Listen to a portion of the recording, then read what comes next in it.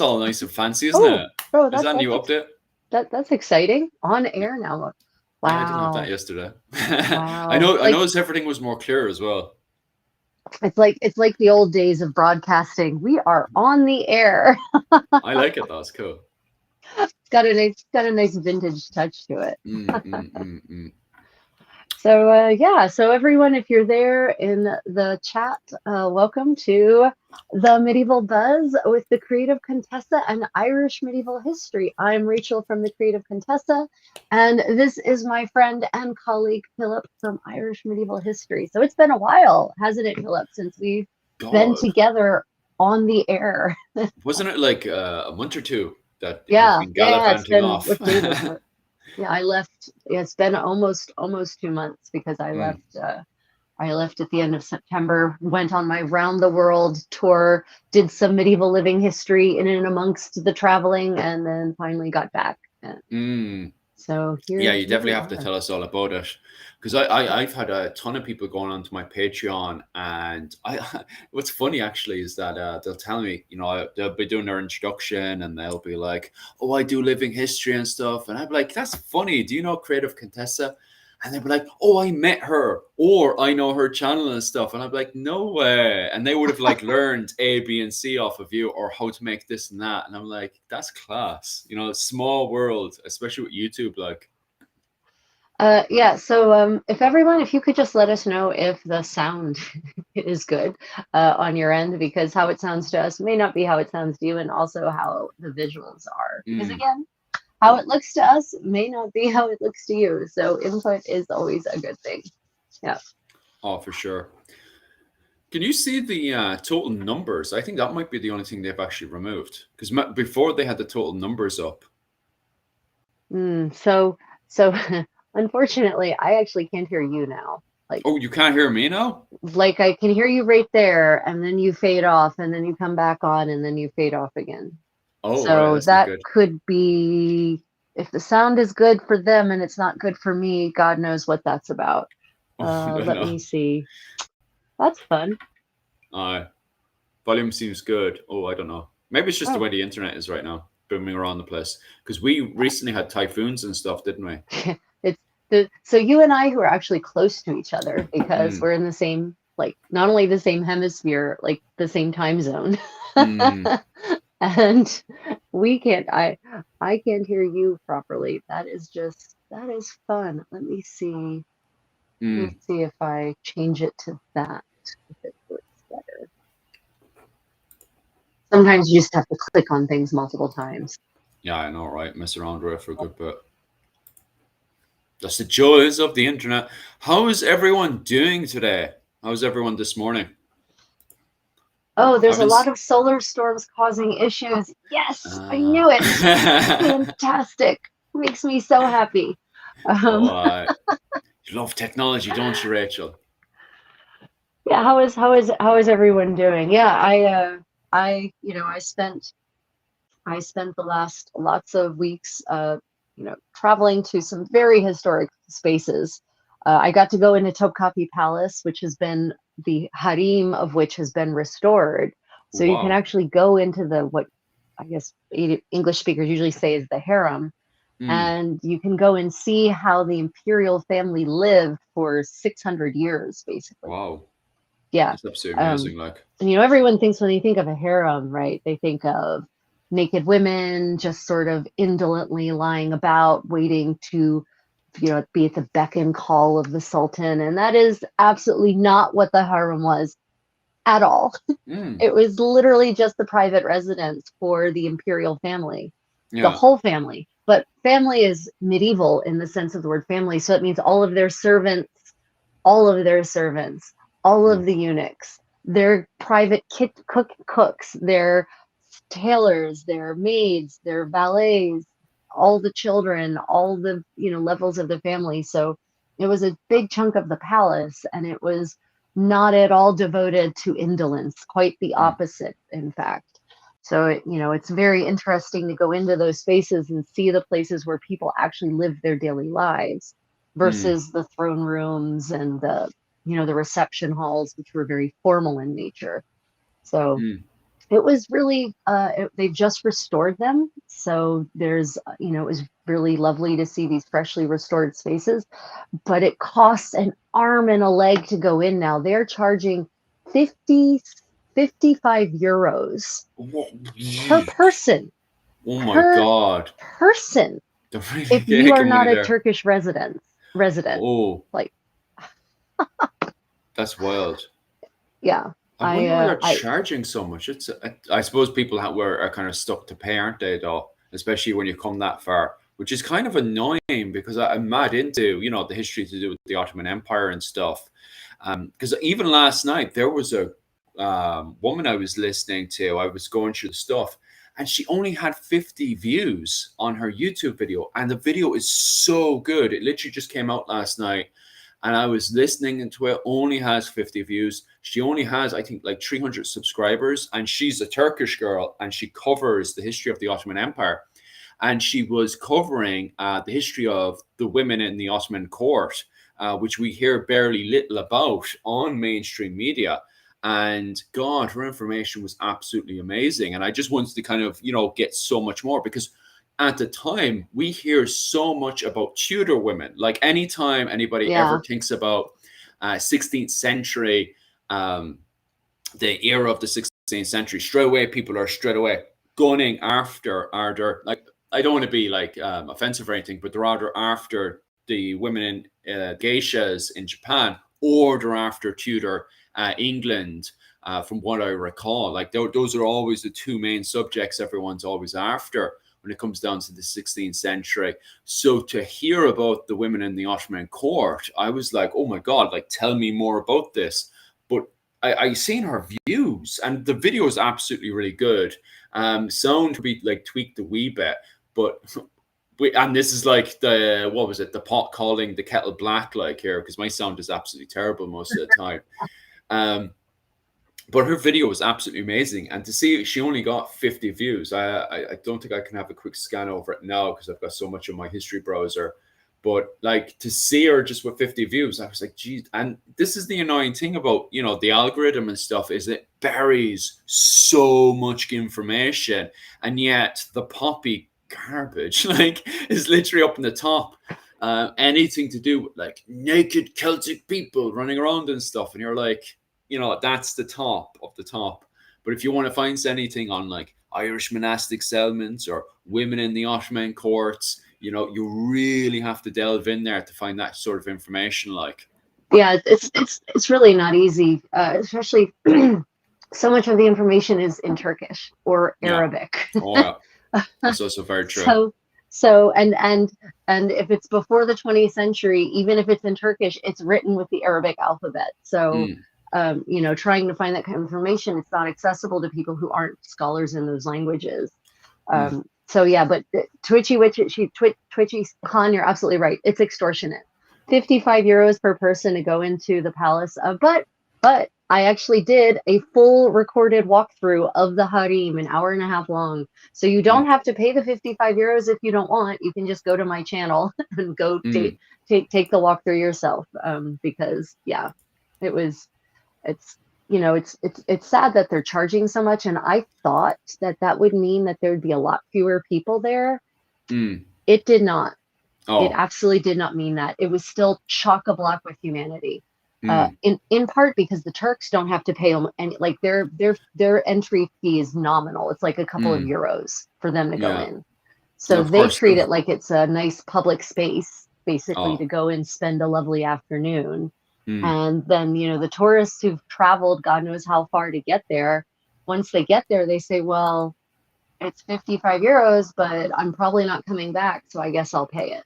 Yeah. So, because that's exactly the way I'd look about it, to be honest with you. But the problem is as well, I'd still pay it because I love all that stuff, Yeah, I mean, I paid it under protest. Because especially because they just finished they had just finished the renovations. So I was like, I haven't been back in 13 years. I wonder what's changed, how it's different. Now, if I went back next year, would I pay the 55 euros again? I would not. That would not happen. Yeah. So it's there's a comment that he thinks channels like ours may expand greatly in the next few years. We'll see. We'll see about that. That would be nice, but the algorithm is just not loving video essays these days. Quality. It's not, is it? Yeah. Yeah. Not at all.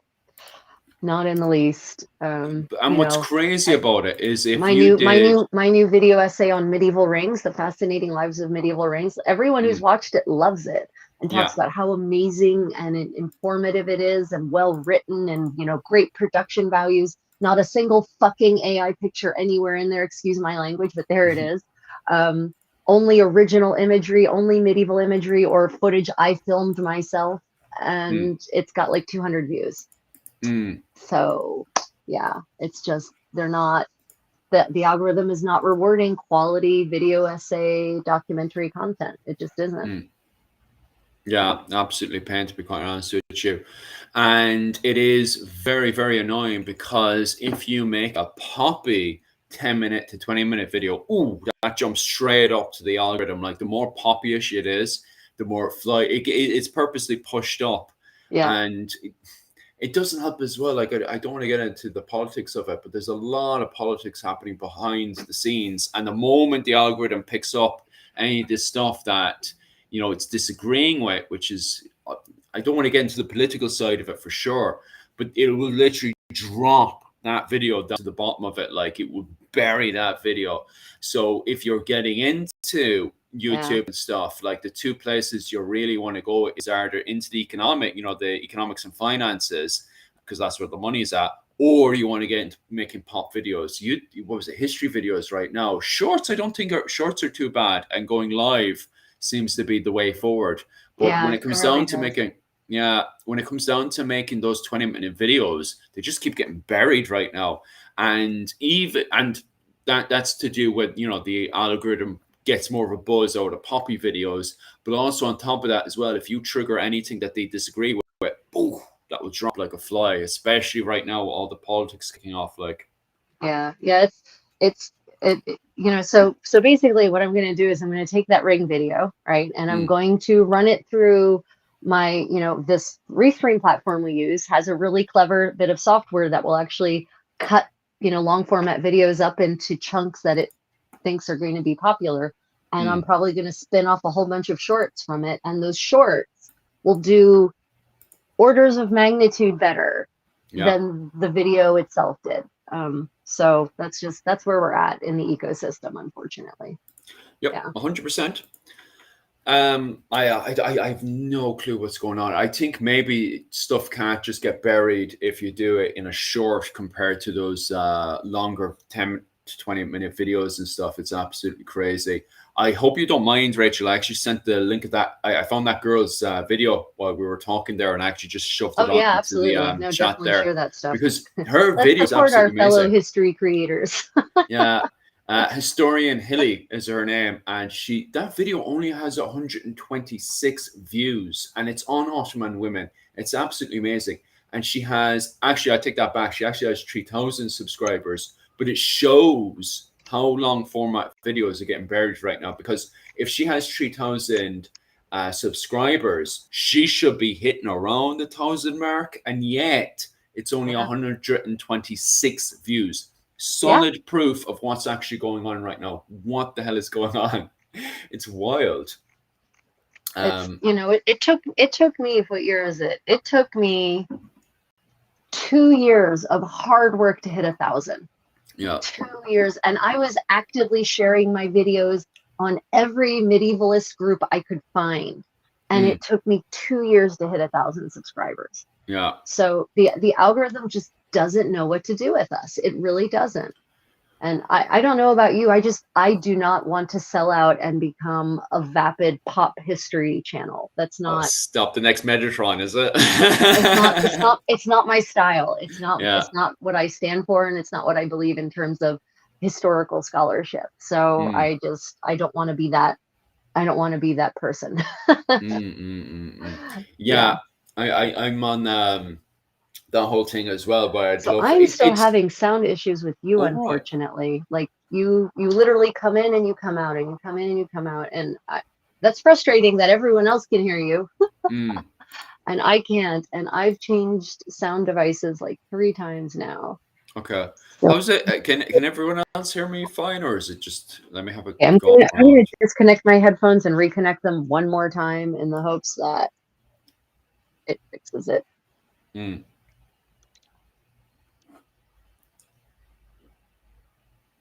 Oh, that's give us 1 second there. Oh yeah.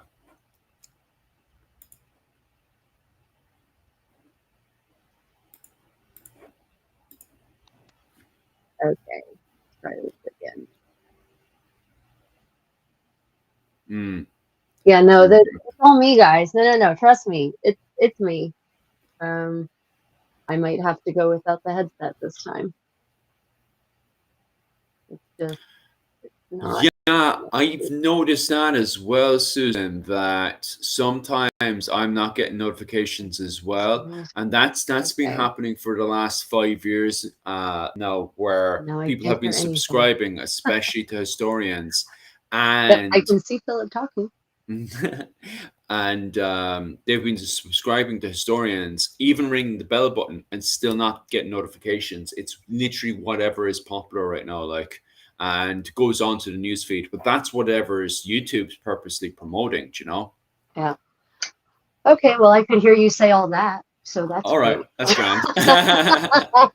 No, it's just talking to Susan, how Susan was already subscribed to her, and yet she wasn't getting any notifications from her. And it's Yep, literally whatever the news feed is feeding these days. The yep. only way you can actually look at what you're, and this is what I've been doing for a while because I'm sick of the news feed. The news feed, my news feed right now is full of politics. I don't watch politics on my Irish medieval YouTube. Like it's literally, I don't like Esmond Gold. He wrecks my head. He's on it.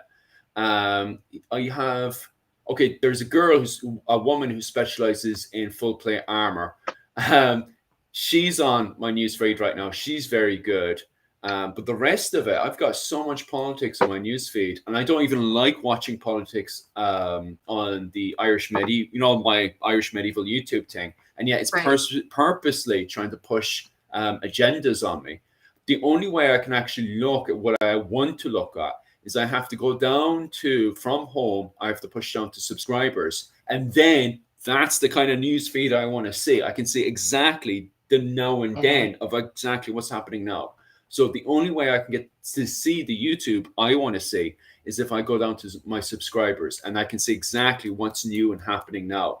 Not the homepage is terrible. The homepage is No, like the agenda. it's garbage. Yeah, It's garbage. No. it should be renamed to the agenda. Like that's what it is. Like The sensationalist YouTube feed. Yeah, I literally when I do YouTube, I just go right to my subscriptions. That's it. yeah, I literally just scroll through my subscriptions and I don't pay attention to anything else because otherwise, yeah, it's whatever sensationalist nonsense they're hoping will get you to click and stay engaged. mm, We live in an extremely toxic social media ecosystem. mm, It is really horrible. Yeah. mm. I don't even like it. You guys are pointing out more stuff as well, and people have been sending me messages on Instagram of other examples of like AI, for example, which has gone very anti certain subjects to do with medieval history as well. I won't say it now because obviously we've buried into more politics, but yeah, 100% AI, especially when it's gotten bought by a certain group of people. What was it, ChatGPT and stuff, Oh, has Jesus. gotten radically biased, but they say it's safer now because it's dumber. So it's dumber and it's more biased. Okay. Okay, great. Yeah. That makes me so happy to think that that's the world that we currently occupy. Yeah. Yeah, great. Mm, Oh my goodness. Yeah. So yeah, so it was my journey was very interesting because I got to see a lot of things that have changed in the last however many years it's been since I have visited those places. And mm, and then I had, of course, my immersive 15th century event, which was fantastic. It's always really special to get to do an immersion event mm, where everyone is more or less in the same time period and everyone is doing the things together, and you're eating the right kinds of food and listening to the right kind of music, dancing the right kind of dances, fighting the right style of fighting. It's a really wonderful experience. Yeah, I'd just be curious. To be honest with you, I'd love to do it. I don't know if I'd be able to survive, but I'd absolutely love to do it. To be quite honest with you, compared to yourself, Creative Contessa, you have plenty of skills to survive the 15th century. Well, yeah. Well, the key is this is not a camping event. This is a nobility living in a noble estate event. So you don't need to survive. We have a kitchen. We have an entire kitchen staff. They prepare all the food. We don't do that. All we have to do is act like nobility for 4 days. It's easy. Well, when you put it that way.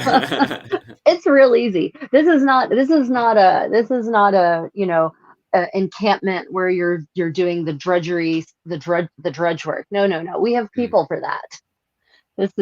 This is a 4 days. No, the aristocracy goes to the countryside to flee the plague, like in the Decameron, and then we literally just disport like 15th century aristocrats for 4 days.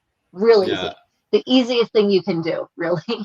And there's even the site we use has this gentleman built a 15th century, he built a medieval-ish half-timber house, giant half-timber house that is an inn, and you can rent rooms in it. So you can have your own bed chamber. Yeah, you can have your own bed chamber. You don't have to camp if you don't want to. We've got a great hall. We have, and yes, there are actual flushing toilets on site because none of you all want to be dealing with human waste in the medieval way.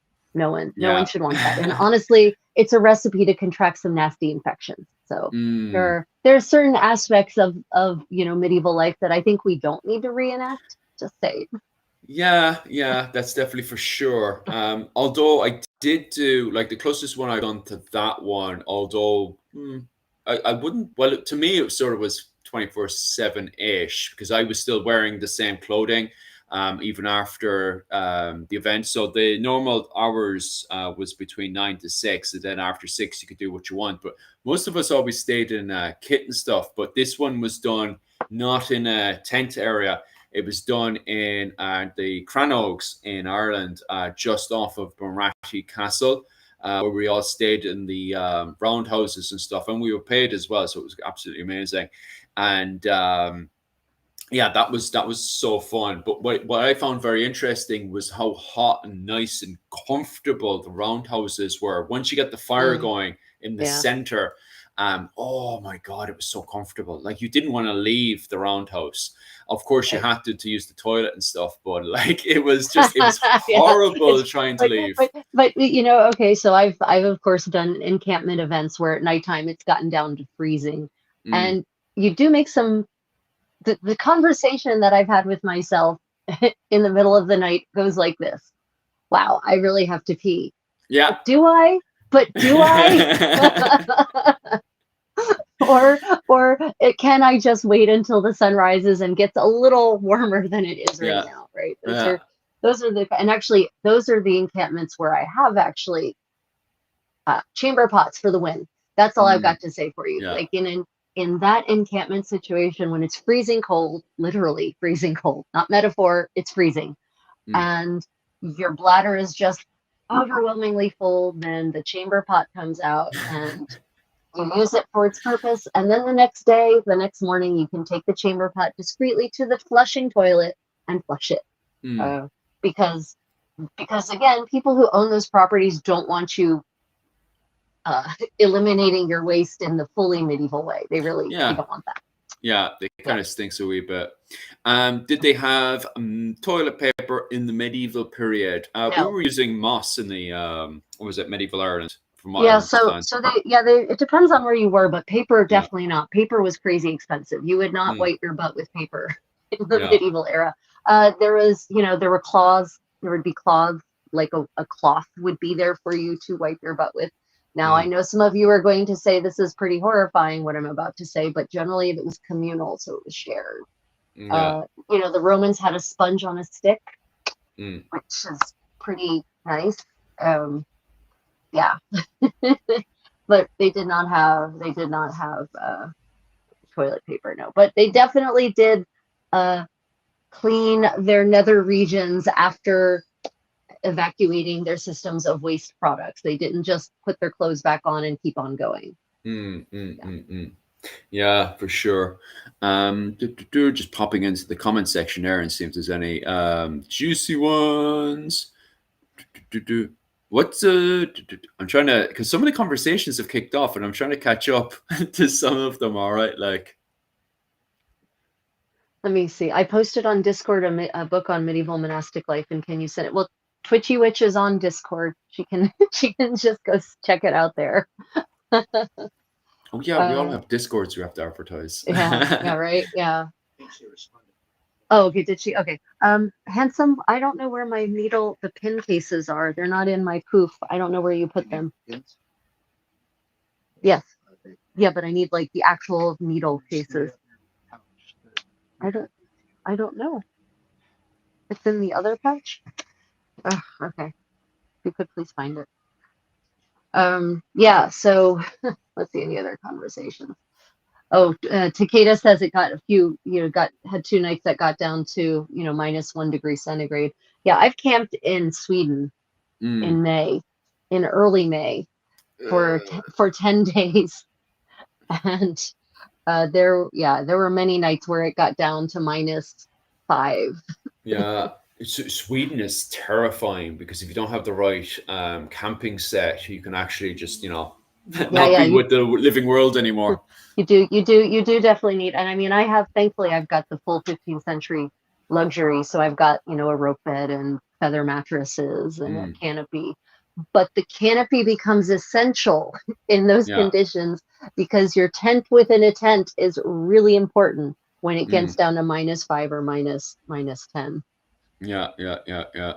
I definitely, for sure, because when I first joined the military, I remember my corporal, Corporal Diamond, one of his first exercises was up in the north of Norway, and his sleeping bag wasn't even good enough. He spent the whole night awake because it was too cold for him to sleep, even inside the sleeping bag. And it wasn't like it was a jungle bag or anything. This is a proper bag made for the winter, and that still wasn't good enough to keep him, it kept him alive, which is the main thing, but it did not allow him to sleep. He was still very, very uncomfortable and too cold to be able to just doze off into and be able to actually sleep. No, go on. No, I was just elaborating that, on a military exercise, as you know yourself, when you spend the whole day fighting, you kind of want to recover then, especially when you have to do watch then every hour or so. But that little bit of sleep you're getting, and you can't sleep because of the cold, horrific. Yeah. I've been there. My early days at medieval living history events, before I didn't know anything about camping at all. Camping, modern, medieval, didn't matter, and it didn't occur to me that the more important thing is the insulation between you and the ground, not having a blanket on top of you. So I was just sleeping on the ground, and I literally woke up hypothermic with my teeth chattering. So it's really, really important to make sure you have that good insulation. And if you use actually medieval materials, you can get really fantastic sheepskin, fantastic insulation. I find it better than the modern stuff, what the military has. 100%. Kind of bloody hell, the name of it now is going completely over my head. If Mihal was here, he'd be able to correct me on that one. But sheepskin, way better. Way better. Since what was it? I don't have sheepskin anymore. I give it away to one of my friends before I came over here.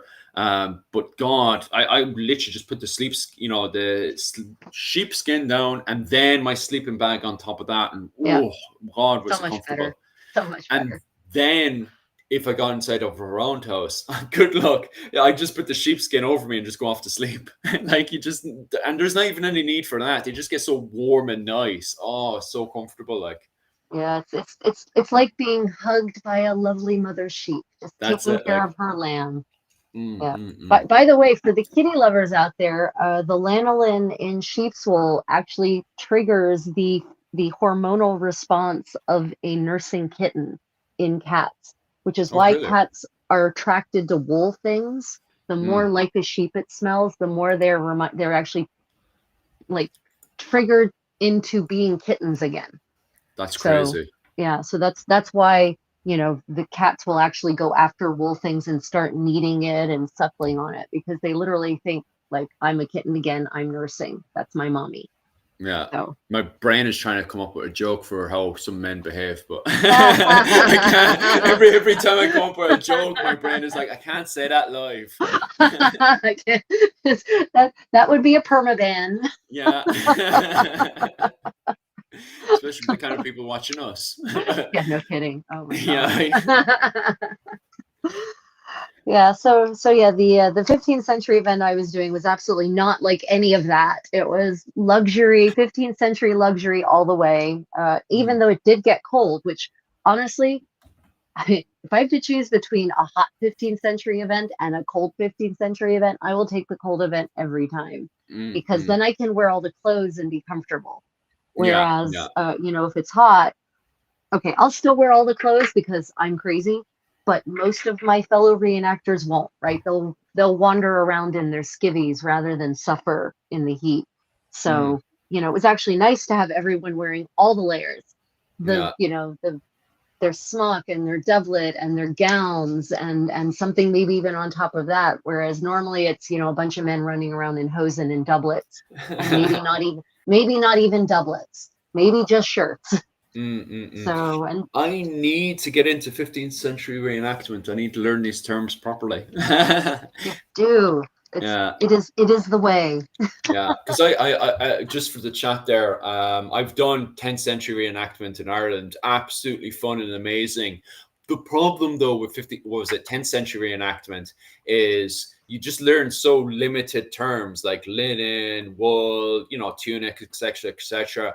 But then when you hear 15th century reenactors talk, God, there's an entire dictionary of words there when it comes down to clothing. Yeah, there really is. It's and especially, there's some people who use the 15th century English words and some people who don't. They use the modern costumer terminology. Oh, okay. So then you end up with, duplicates, and they're actually all saying the same thing, but you don't know it unless you know. Yeah, I know this is slightly off topic as well, but it's the same thing when it comes down to karate, because the locals here have Okinawan karate, and then you've got the same, puncher kick for over in China and then over in Japan as well. So you could have an instructor when you're putting together plans and stuff, you could have an instructor doing the same thing again when it comes down to, because somebody will be like, oh, what's this? Hab kick or whatever. We'll chuck this in there. And there's a Mawashi kick. We'll chuck that there and, in there as well. So yeah, I can imagine. All right. Like when it comes down to having 3 to 4 different languages, and even more so like. Yeah, that's exactly like that in the 15th century, actually. Yeah. And then, of course, you've got not only English, but then you've got, the French reenactors, the German reenactors, the Spanish, like they all have in their languages, they all have their own, some cases, duplicate terminology, the modern versus the actually medieval terms. So, yeah. The only thing I get really tick about that one, though, is when we're trying to have a conversation on a subject and people get tick on the language itself. One of my best examples is the Victorian interpretation of the word Viking, the Anglo word Viking. And anytime people get tick-headed that we should be applying the word vicar. But the problem I'm having there, especially when it comes down to Ireland, is that that's not how I'm using the word. When I'm saying Viking, I'm talking about mercenary men who are also slavers that live in Dublin. That's what I mean. Like what I'm trying to do, instead of just repeating the sentence I just said over and over again, I'm talking about mercenaries who are slavers, mercenaries, slavers, Dublin, blah, blah, blah. I can just say Viking. This is a Viking. But then when the conversation takes off, then you've got people who join in going, actually, a Viking is a do. And I'm like, that's not what I'm talking about, though. Actually. You say every single time. And I'm like, but that's not what I'm talking about. It's the same thing with, what was it? I was having a conversation because I'm covering on my Patreon right now, I'm covering 12th century Ireland. And people would be telling me, actually, they were called the Normans. And I'm like, no, they weren't even called Normans. They were just called by their, what was it, family names, like the Fitzgeralds, the Cogans, the Fitzstephens. That's why when we're trying to understand them from an ethnic or a national identity, it's really difficult to tag them with, are they English, are they Norman, are they this? Because you're reading the literature and it's like, the Cogans did this, and then the Cogans did that. Yeah, it's that there's always a question about, well, how did the people view themselves, right, in the era, or how did the people in that era view others? What was their vocabulary? What was their understanding? And then you confuse that with the way we have these conversations modernly. What's the popular understanding of the word Viking, for instance? And I think there's fortunately or unfortunately, scholarship and history in particular tends to attract people who have very rigid ideas about the world, and they're not flexible at all in anything. And if you use what in their mind is the wrong term, their entire universe collapses and it scares them. So then they react in that sort of unreasonable way. It takes the fun out of a conversation, though. There does come a point where, and I'm a linguist, so I'm persnickety about language, right? Like I'm a linguistic pedant because I'm a professional linguist. So even I will just let that shit slide. Like we all understand what he means when he says Viking, right? We understand what he's talking about. Let's focus on the important parts of this conversation, which is not the use of the word Viking. For instance. Like that like it's so true, because that was a huge problem last year, where you had people identifying, I am a Viking, and then they would just take it on from a white nationalist interpretation. And you're like, oh, Jesus Christ. And what was so annoying about that, and I put right now, I've actually posted up another short, and you can tell that the white nationalists have kind of moved off, because I didn't get any white nationalist what was it called, comments there. Do you know where they've reappeared again? Do you know where they've reappeared in the last 2 weeks? No, where? Christian fucking shorts. They've reappeared. They're all gone back to Christianity again. Oh my God. So they're reappearing there. They're probably going to pop up in our chat now. But what was it called? I like, and it's the same with yourself as well. We've talked about it a few times, is theologian studies. Theologian studies, especially medieval theologian studies, is so great to listen to. They're so switched on and smart when it comes down to understanding the Jewish literature, the Quran and the Bible, and then which interpretation it is, the translation of it, and how people's interpretation of. Oh my God, there's so many young 20-year-old fellas now appearing with their opinion about the Bible and how this book is stupid, or this is that, and this is what God meant. And it's like, oh my God. This is what God meant. Yeah. Oh my God. Wow. Oh my God. That is serious hubris for a 20-something-year-old to say, this is what God meant. Oh, really?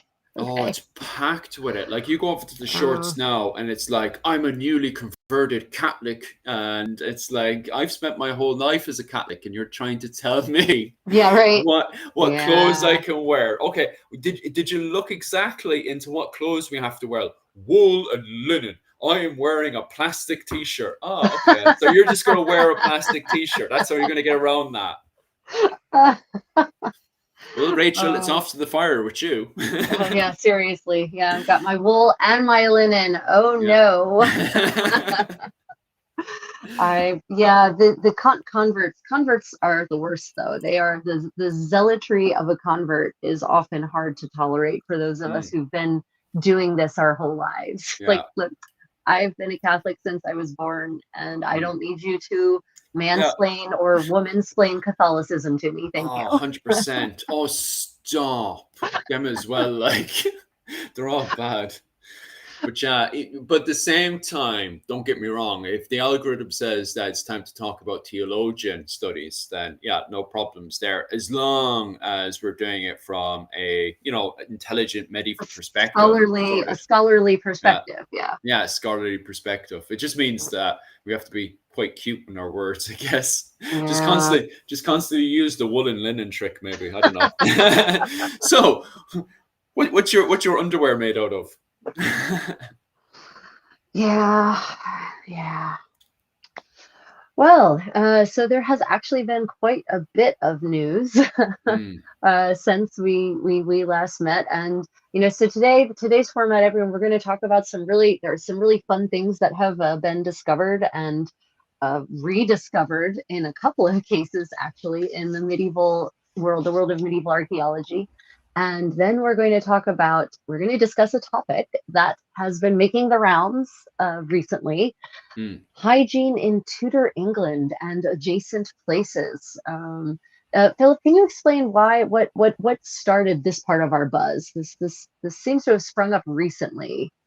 Which There's one's this one? Sorry. the hygiene in Tudor England. Oh, the argument there. Yeah, Sorry, slightly cut off there with the sound. Yeah, I noticed it first started. I don't know what you've been seeing on your social media side of things, but I noticed in the last week there was a certain pop in people having sometimes full-blown arguments on. I think the first time I seen it was on Instagram, but I don't spend too much on TikTok, so maybe the comment section will correct me on this one. Maybe it first started on TikTok, but I first started seeing it on Instagram where people were arguing about hygiene in the what was it called, the medieval Renaissance era.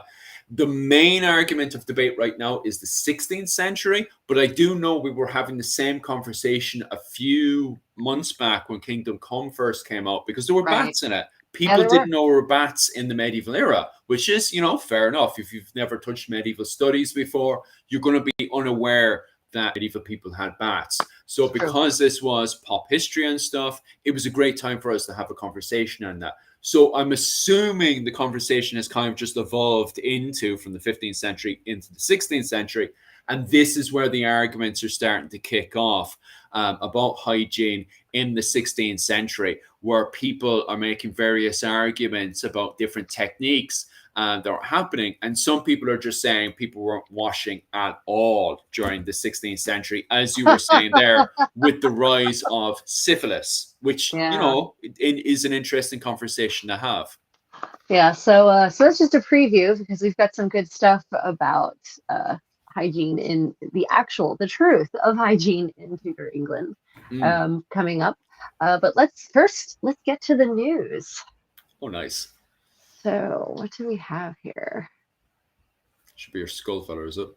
Yeah. Phillips Oh God. News.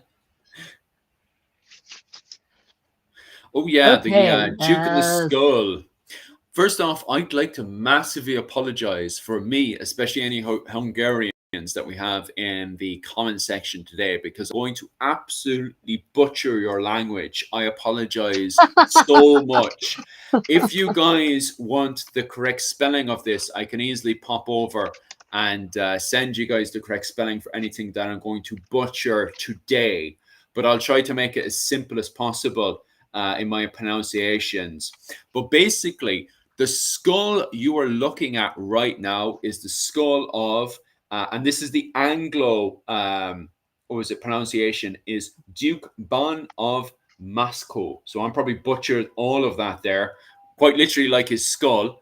But he is a duke that had been that served between 1262 all the way up to 1272 when he was very much butchered in his assassination to quickly grab his lands, which were in the southern part of Hungary. So this duke was butchered from internal fighting and struggling that was going on at the time. However, his body was brought over to the Hungarian Museum in 1918. So in 1918, his body was in the Museum of Hungary, which was discovered in the south of Hungary. So it was dug up, brought over to the museum in Hungary. However, during World War II, it actually Yeah. went missing. So during World War II, it had gone missing and had only been recently discovered again around 2008. So in 2008, they had rediscovered the remains of this man that had been chopped up in 1272 from internal fighting, believe it or not, from his cousins and uncles. So it was his cousins and uncles that chopped them up simply because they were fighting over that land between the Balkans to Hungary. And because of that internal struggling, they had summoned him over to their island, and there they had ambushed him.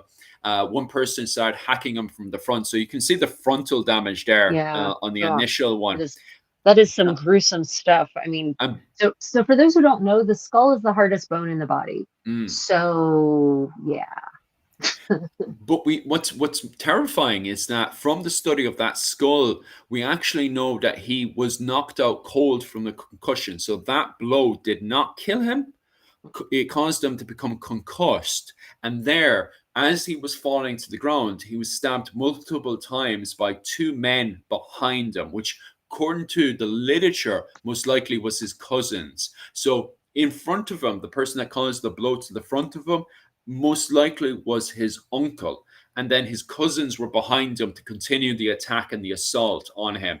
It's believed around about because there's 5 different blows between long swords to a saber, it's believed that it's around about 5 men most likely were involved in the attack of his corpse. So what had initially happened is that you most likely would have had initial strikes from the uncle to his head, and then it was the main blow there that you can see the big crack in his head that actually knocked him out cold, but was not fatal, allegedly, according to the archaeologist. He fell to the floor, and there the cousins and then the cousins and the uncles continued tearing his body apart until he was dead. Okay, so absolutely terrifying, and all over land. He was actually the son. His mother was Queen of Hungary. So his mother was Queen of Hungary. His father, that was his mother's second marriage. But because of once his the main king, the main branch had died away, he was seen as a threat because he had captured a whole load of land going into the Balkan area. So he was a very successful general. His father originally came from modern-day Kiev. So his father was from Kiev, which explained why he was so good militarily within these campaigns going into the Balkan lands. And because he, very quickly became one of the top generals within the Hungarian military force, he definitely became somebody who was very feared within the Hungarian monarchy. So once the king of Hungary was gone, the new king decided to remove him and then divide up the land afterwards, which shows that the assassination was organized, that they had organized to invite him to this island where they had ambushed him, chopped him up, and then took his lands apart, just like they did his body. And then afterwards, obviously, he was buried, and then they found him again and brought him over to the museum in Hungary. And then during World War II, his body had gone missing. But believe it or not, it was actually just in a wooden box in the museum. They actually had moved because everything was getting moved around during the Second World War. They couldn't find his body afterwards. And it wasn't until around 2008 that they opened up a wooden box one day, and there his bones were. From there, then, they could use modern technology and resources to find out exactly what had happened to him. Even more amazingly, they had tested his tooth as well and various other bits and bobs in his bones, and they could actually study his diet, that he was eating a whole load of wheat that would have damaged his teeth in a certain way. And on top of that as well, they knew he was eating a lot of meat. So his diet was very, very high in meat at the time, that we can see by the way he was using his teeth and the way it was wearing away on it. So not only can we see that damage from the wheat, but we can also see the way he was using his teeth as well to take chunks off of meat. Yeah, so I it's funny because you and I both found this article. So the fascinating thing to me about his body is they actually got separated. So his head was separated from his body. Yeah. So they found his skull like 20 years ago, and they didn't have his body. And then they found his body separately, but they didn't know whose body it was. And so they ended up having, they were surprised that they actually managed to reunite the two halves because nothing was labeled. So it was sort of amazing that they managed to connect his body and his head back together. But the bones, the rest of the bones are also pretty gruesome because they have all these chunks taken out of them from these really, really heavy sword strokes. Mm. So, everyone always wonders, oh, well, how much damage can a sword, a 15th century sword actually do to a body? Well, let me tell you what it can do. It can cut so deeply that it removes chunks of bone if you're Yeah. not wearing armor. That's what it can do. Mm. Yeah, This, I was reading that bit as well, the line where it says about we can indicate that he wasn't wearing a helmet. Oh, yeah, that's really? right. Really? Wow. You Yeah, guys are so smart. yeah. What Sherlocks you all are. No, Mm, it's really funny. There's a lot of these myths. You'll see these, especially people who are into Asian swords, of course, they're like, oh, European swords, so primitive, so ineffective. They didn't have edges. They didn't have sharp edges. It was just all about their brute force or about thrusting.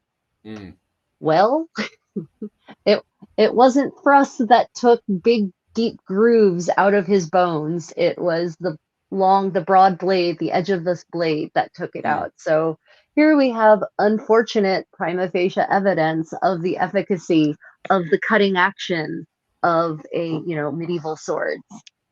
So and it's sad that this poor duke had to be the evidence of that, but there it is. Let me tell you, the further east you get in Europe, the crazier the less humane they become. There I is I there think is something that about that zone, culture. that problem with that zone of the Balkans is even right now is heavily contested with. I think it wasn't too bad in the 2000s, but in the 90s and in Oh this yeah. era as well, Mm. and also what's happening right now as well politically with the Ukrainian war and stuff, is that it always gets stuck in the middle of the politics to do with Europe, Russia, and also to do with whatever's happening in Istanbul, which was back then Constantinople. So what happens a lot of the times I can see, especially the way that area is very hillish, is they get very sandwiched very, very quickly. I don't think they're too bad out in Poland and the more northern part of Hungary because it's more open area and stuff, so things can flow past quick enough. But it seems that everything kind of gets kind of bogged down around that Balkan area. And then once things escalate, because it's the same thing with the blood feuds. Some of the blood feuds have been going on for hundreds of years as well, up around the Balkan areas as well. And it wasn't until recently they've had to, what they actually have to solidly do, because they've tried everything, is the only thing that seems to be calming down the blood feuds is when the police literally round up one side of the whole family, and then the police get the whole side of the other family, and they bring them together, and they literally say, right, you need to talk it out here, until eventually some kind of agreement can be met. Because up in these mountains, rage could start to build up like there's no tomorrow between these various blood feuds. Yeah, but it's the level of cruelty that is Yeah, that of dehumanizing cruelty, the degree to which a human has to other yeah, their enemy to do that to yeah. them Mm-hmm. is that's a ooh that's some really cruel, deeply cruel and unempathetic stuff. It's Mm. remarkable. And what's crazy is that's just the beginning of escalation. Right, right, Yeah, yeah. because when did because the Mongolians are just starting to appear up around the Hungarian area as well, aren't they? I think it's not until Yeah, so the 12. Golden Horde gets there in the 13th century. Mm. And that's Um, 12, what was it, yeah, 1260, 1270? So yeah, it's yeah, yeah, just as the Mongolians are coming in there, that's yeah. when violence properly escalates. I don't think it wasn't too bad in Hungary because they're able to get their military force and go defensive in the southern part of Hungary where it's kind of hillish and stuff. So I don't think Hungary was hit as bad as Poland. Poland got hit very bad from what I remember. Yeah. Mm, They still, they should actually, as a people, still have collective nightmares about the Golden Horde. mm, mm, mm. Honestly, yeah. That's for So sure. yeah, right. So let's see what is on our next piece of news. Because I really want to talk about syphilis today.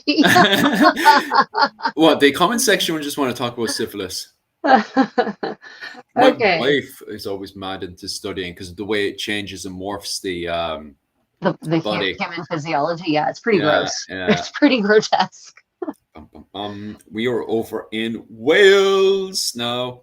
Let me quickly fly over. Oh yeah, the old maritime trade. This one is super, super important because people were unaware that there was a major trade port in Wales before. So finding this key, as it's called, or a port.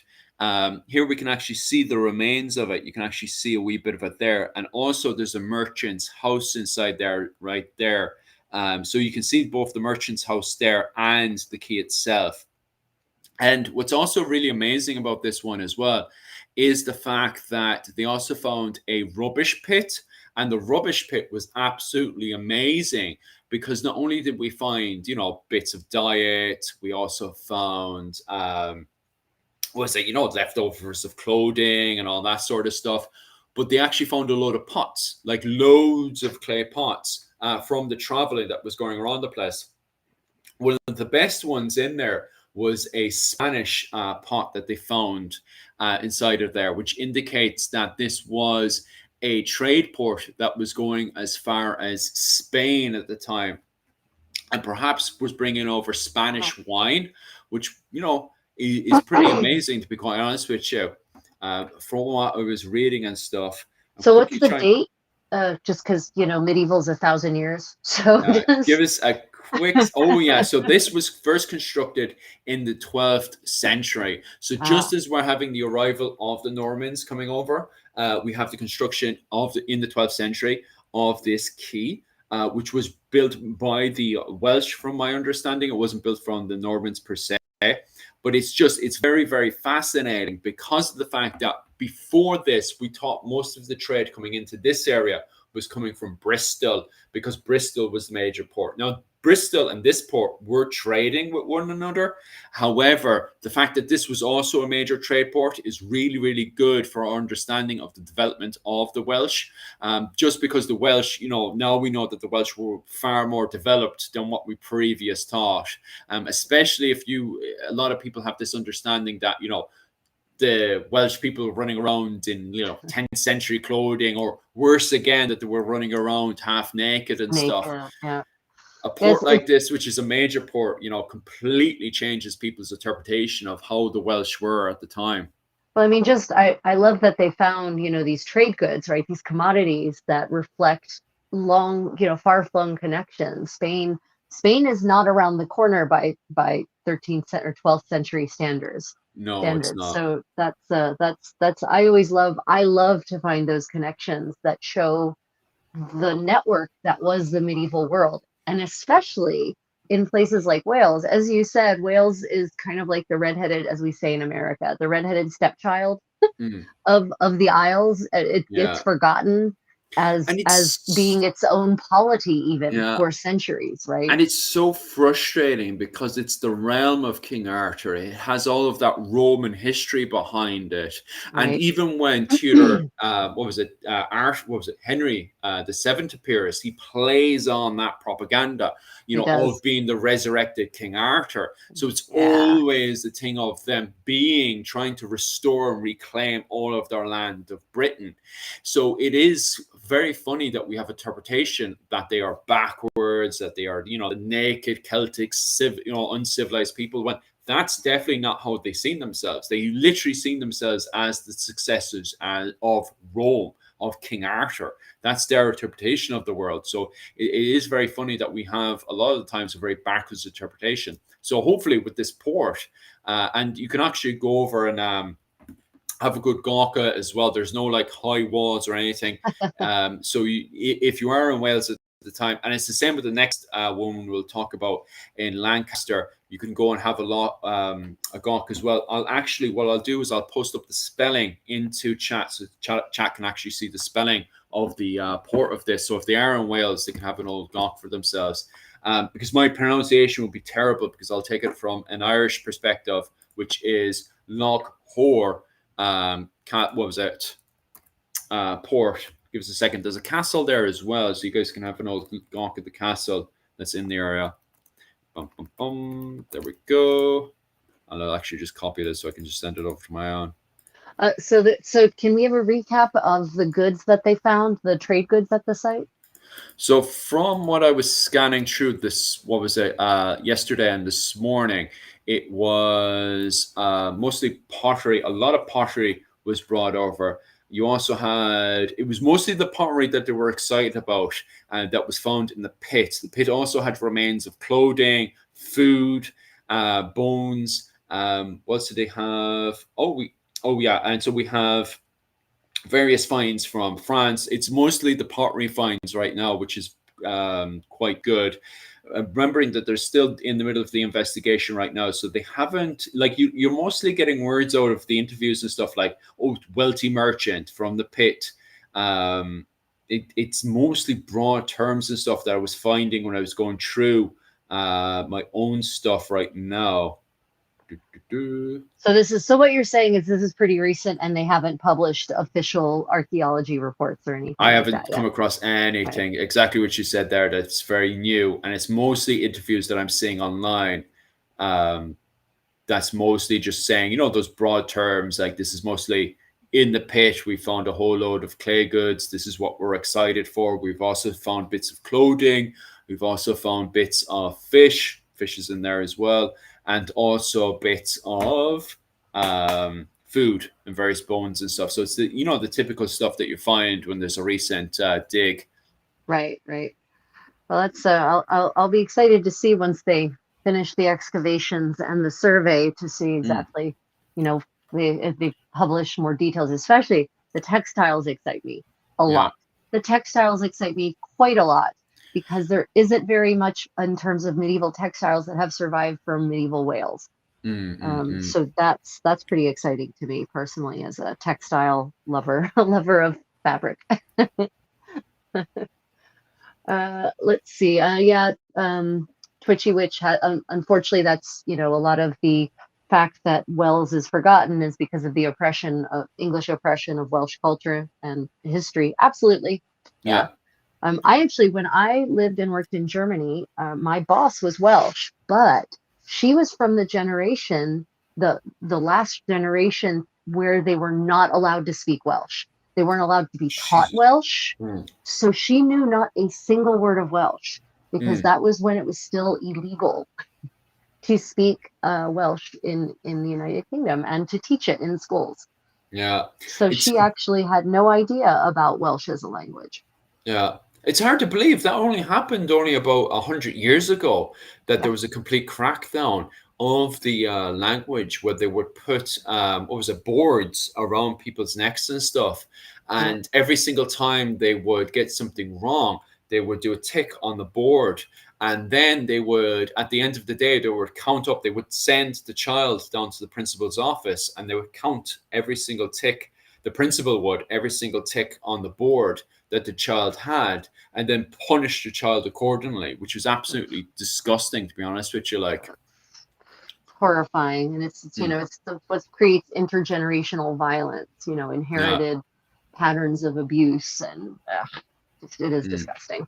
Oh, absolutely, for sure. Like, because we do kind of forget about that kind of stuff that was happening in Wales and in Ireland and also in Scotland as well, when we're looking at the the bigger, wider picture, because geez, it gets even more disturbing and just evil when you go into the likes of Jamaica or over to what happens is over in America, and then over to other areas of the world such as India and that, and you can see even more atrocities and evil happening. It's way more darker than what's happening, because like, don't get me wrong, when I was growing up as a child, I was like, how could somebody be so evil?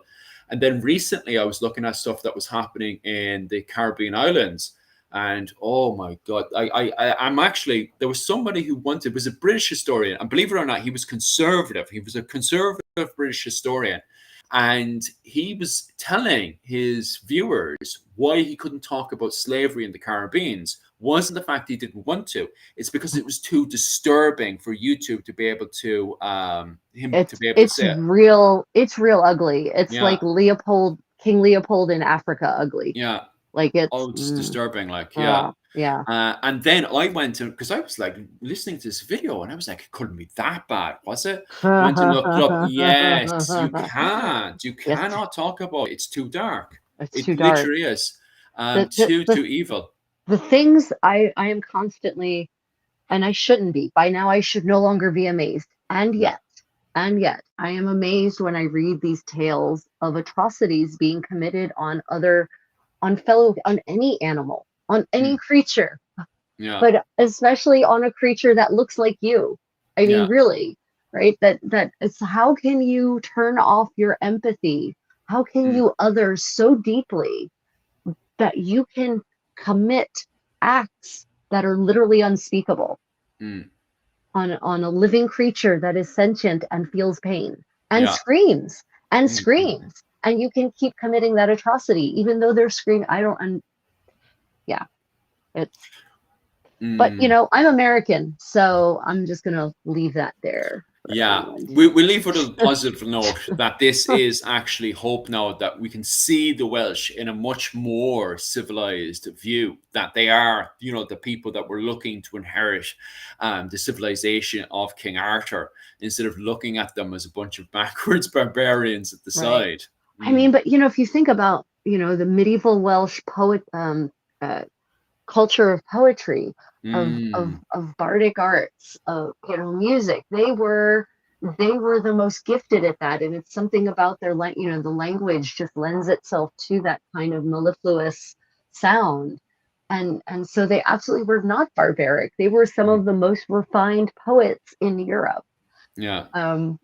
And yet, yeah, you're right. It's I from my perspective of history, it's not even that the Welsh are necessarily viewed as being barbaric or primitive. They're just not viewed. They're not. Mm. They're forgotten entirely, almost, as a contributors to medieval culture. Mm. So, yeah, hopefully that will indeed start is changing and will continue changing as we move forward in time. More Mm-hmm. research like this comes out to connect medieval Wales to the big picture. Yeah. Oh, for sure. Definitely push it ahead. And, it's the likes of us who are really trying to push and fight against the algorithm. Right? Yeah. It's like the YouTube algorithm's like, Wales? What's that? Mm. Yeah, the ignorance is brilliant.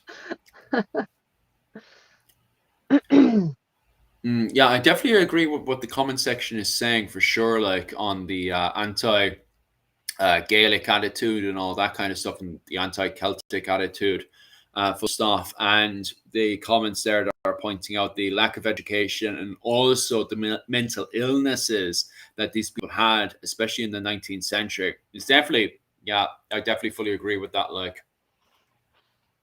Yeah, but and yet history is full of examples throughout history and across the world of people being able to do that. So yeah, it's not just a 19th century phenomenon, unfortunately. God. Sometimes I'm looking at the media right now and I'm like, I just want to close my eyes. Stop doing Right. that. Yeah, just don't want to look. Don't want Yeah. to look. Yeah. Okay. Let's go back to 1984. Right. Oh, great. Oh, wait. No, you definitely have more news than two things. What on earth?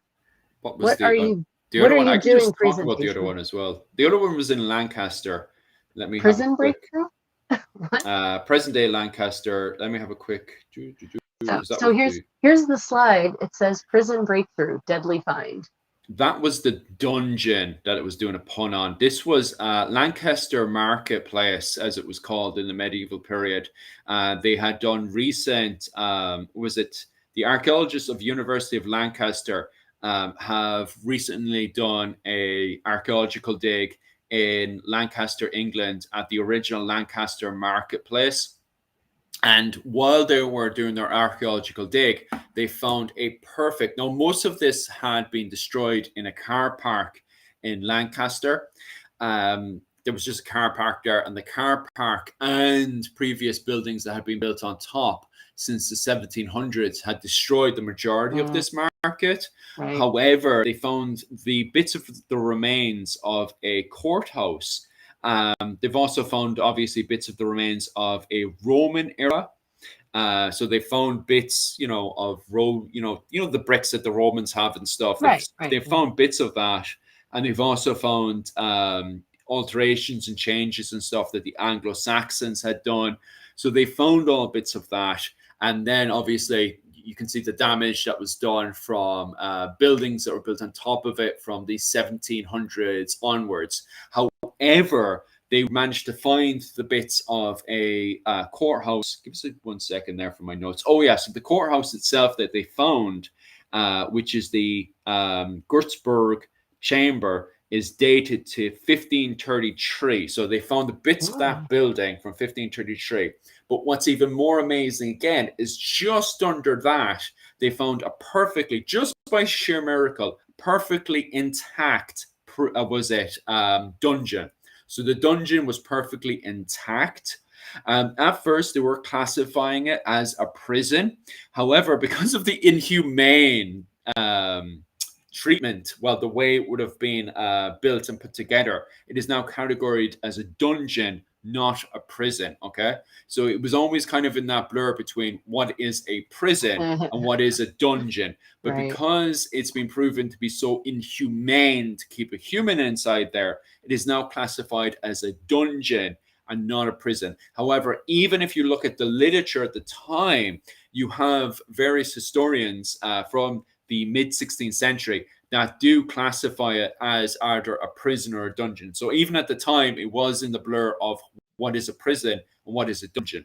Now, why is it classified as a dungeon? Because it was perfectly intact when they went in there to have their investigation.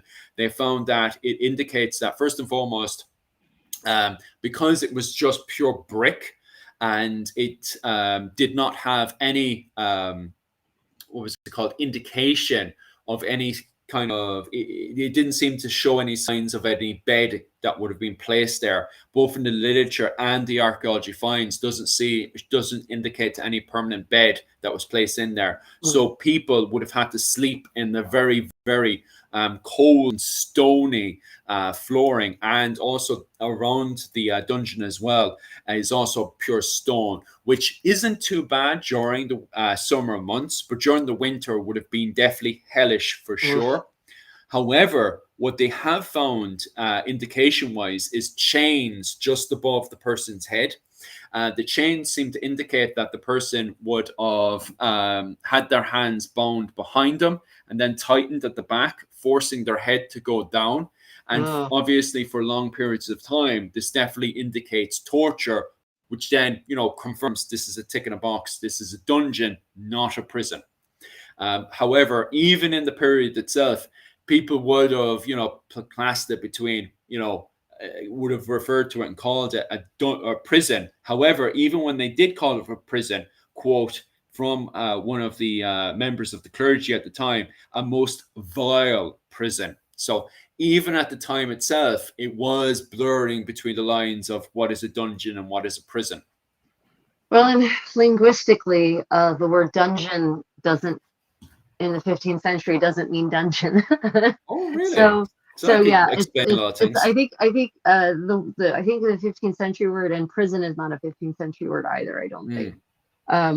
So sometimes you have to get back to the original language and see what the actual words chroniclers are using, because the second you work with a translation, you've got someone else's interpretation influencing the chronicle.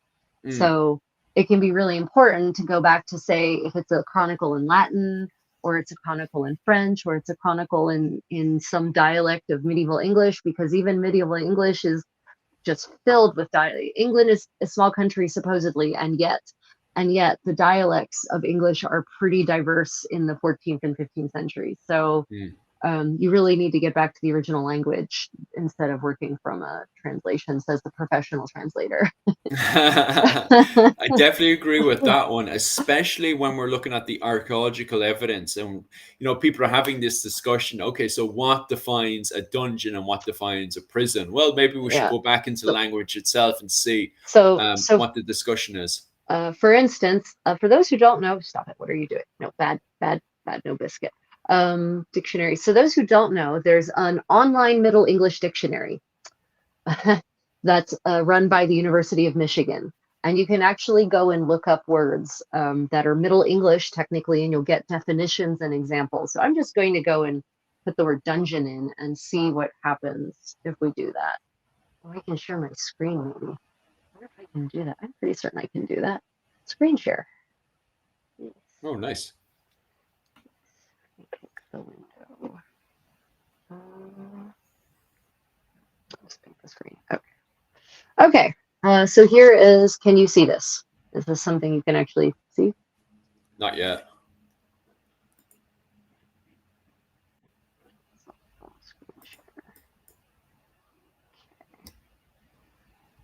Yes. Okay. Okay. So can you see anything yet? Yeah, I can see that now. Okay, great. Okay, so the Middle English Compendium is fantastic. I use this in my research all the time because you look up a word. I looked up the word dungeon and I picked entire entry, so it will look through the whole entry, because if I just went for a head word with alternate spellings, no results, because dungeon in that is not a 15th century word, right? So let's look up the word prison. Okay, so here we go. So presume, so here, and this is great. So now we click on presume, and it's going to give us alternate spellings. And you'll see Middle English is so fantastic for not giving a shit about orthography. And it gives you the etymology, comes from Old French, no surprise there. And then it gives you definitions and puts it in context. And for each definition, you can go to quotations, and it actually provides you with primary source quotations using the word, and it provides you with the citation, so you can go look it up yourself in that source if you like. So yeah. So here we've got when was this? When this dungeon dates to when? This quote, so this the chamber itself is built in 1533. The dungeon could have been around before then, perhaps around the 12th century, but the chamber was built in 1533, and the quote is from the mid 16th century in Lancaster literature. It doesn't say which one exactly it's from, but the quote is "a most vile prison," and that's. So I assume that's around 1533 as well. So yeah, the latest you're going to get in the Middle English Dictionary is going to be around 1500 then. But then we can go into the early modern English dictionary, right? But if you're interested in what medieval people thought about, what was a prison, what was, and see, here's the thing: the definition number 2 of the word presume, calls it a place on confinement, a dungeon, a jail. So it's all kind of, kept under there, a prison foul, a filthy dungeon. So there doesn't seem to be that same distinction, in the medieval mindset between a dungeon and a prison. Yeah, that makes sense, because we already have a jail. If a person did something bold, they would be put into a jail. So I'm assuming the word jail exists, does it? So gaol is, I think, the Middle English word actually for jail. Yeah. Yeah. So that's the Middle English word, and I don't know when jail exactly enters the language. Let me see. Yeah, so it brings you right back to gaol, or gaol, or however you want to pronounce it and or say it. So yeah, this is the Middle English word for jail specifically, but then it comes back to a jail or a prison. Yeah, as the definition. So, well, that should be really the conversation then. Yeah. Should it be defined as a jail or prison? Because this is a chamber. And Lancaster, would person? I don't know. But they don't. But see, then you have to look at medieval institutions, medieval English institutions. They don't have institutionalized incarceration like we do. So they don't have big prisons like we understand them, right? They've got gaol, and there are places where, they might have a couple of cells, but we're not talking. Incarceration was not the goal of the state. Generally, the goal of the state was to extract fines, punish people, and release them back into society. Yeah. So there wasn't this idea generally, with the exception of political prisoners. Right, they ended up being incarcerated for long periods of time. But yeah, so sometimes you have to go back to, well, is that even a concept? You know, what we understand of as prison as being a place of long-term incarceration, is that an institutional, does that institution exist in this era? Because if it doesn't, then probably they don't even have an understanding of the word. They can't have an understanding of the word in that sense. Fascinating. All right, like it's definitely something I'd have to, I hadn't really put too much thought. The information was there in my head because it's interesting as you're saying it. I was like, I'm now labeling it in my head of like, oh, jail, prison. Um, as you said there, like, they didn't really have a word for dungeon, and it's more or less modern people looking at this building and going, okay, can we categorize it as a dungeon? Did they categorize it as a dungeon back then? Especially when you've got, that sentence there, a most vile prison. So they themselves are considering a really, really bad prison, which today we would identify as a dungeon. So it makes more sense now, especially talking to yourself, of why they're using the sentences the way they're using in the 16th century. Yeah, it's and of course we as modern people, well, surely they would only imprison people in a space like that for long term, or if they were torturing them. Or surely they would actually just put people in there and forget about them and let them be uncomfortable forever. Right? Like that's we should never assume that our thoughts on what the purpose of a dungeon or the function of a dungeon is the way past people thought about it. Yeah.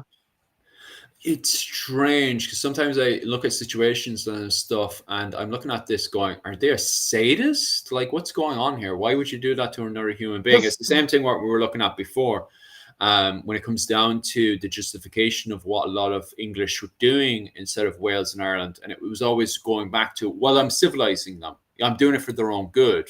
That's why I'm being so mean to them. And it's like, but that's the actions of a sadist. Like, why are they doing what they're doing? It's interesting, like, but at the same time, you don't want to come to the sudden conclusion of what I just did there of, well, they're a sadist, and that's my conclusion. There could be a lot, especially when you get into literature of it, there could be a lot behind it. Well, there's a difference between torturing someone for pleasure, that's a sadist, and torturing someone because you think it's what the crime demands, that because it will improve them, because it will save their soul, or because you have just categorized them as so other that you don't empathize or sympathize with them in any way, shape, or form, which means you feel neither pleasure nor pain at their torture. You're just doing it because it's what you have to do, what you think you have to do, or you think the outcome will be to your advantage. In the case of those poor slaves, the idea is generally if you torture this slave badly enough, the other slaves will get the idea and just fall in line. Yeah. Right. But so the thing is, no, and I think the comment section's kind of hinting at it. Is there a difference between a prison we'd see in Lancaster or a prison we'd see in London Tower? Like a London Tower, people definitely would, in a modern interpretation, would definitely brand that as a dungeon. And another question there off Jim O'Neill as well. If you were using London as the example, do you come back from London prison? Do maybe you come back from Lancaster prison, but do you come back from London prison? Like if a prison is that radical, will they even let you go? I mean, crime and punishment is obviously its own topic altogether, but the Tower of London was not a place that generally that common people got incarcerated. First off, the Tower of London was a royal palace in the Middle Ages. I would like everyone to understand this. It was a royal palace. It was not a place. It was not a prison. That was not what it, and the people who were incarcerated there, you're going to notice they're all high-ranking members of the aristocracy. They live comfortable lives generally in the Tower of London before they're executed. But it's not the same as that little dingy dungeon that they found up there in Lancaster.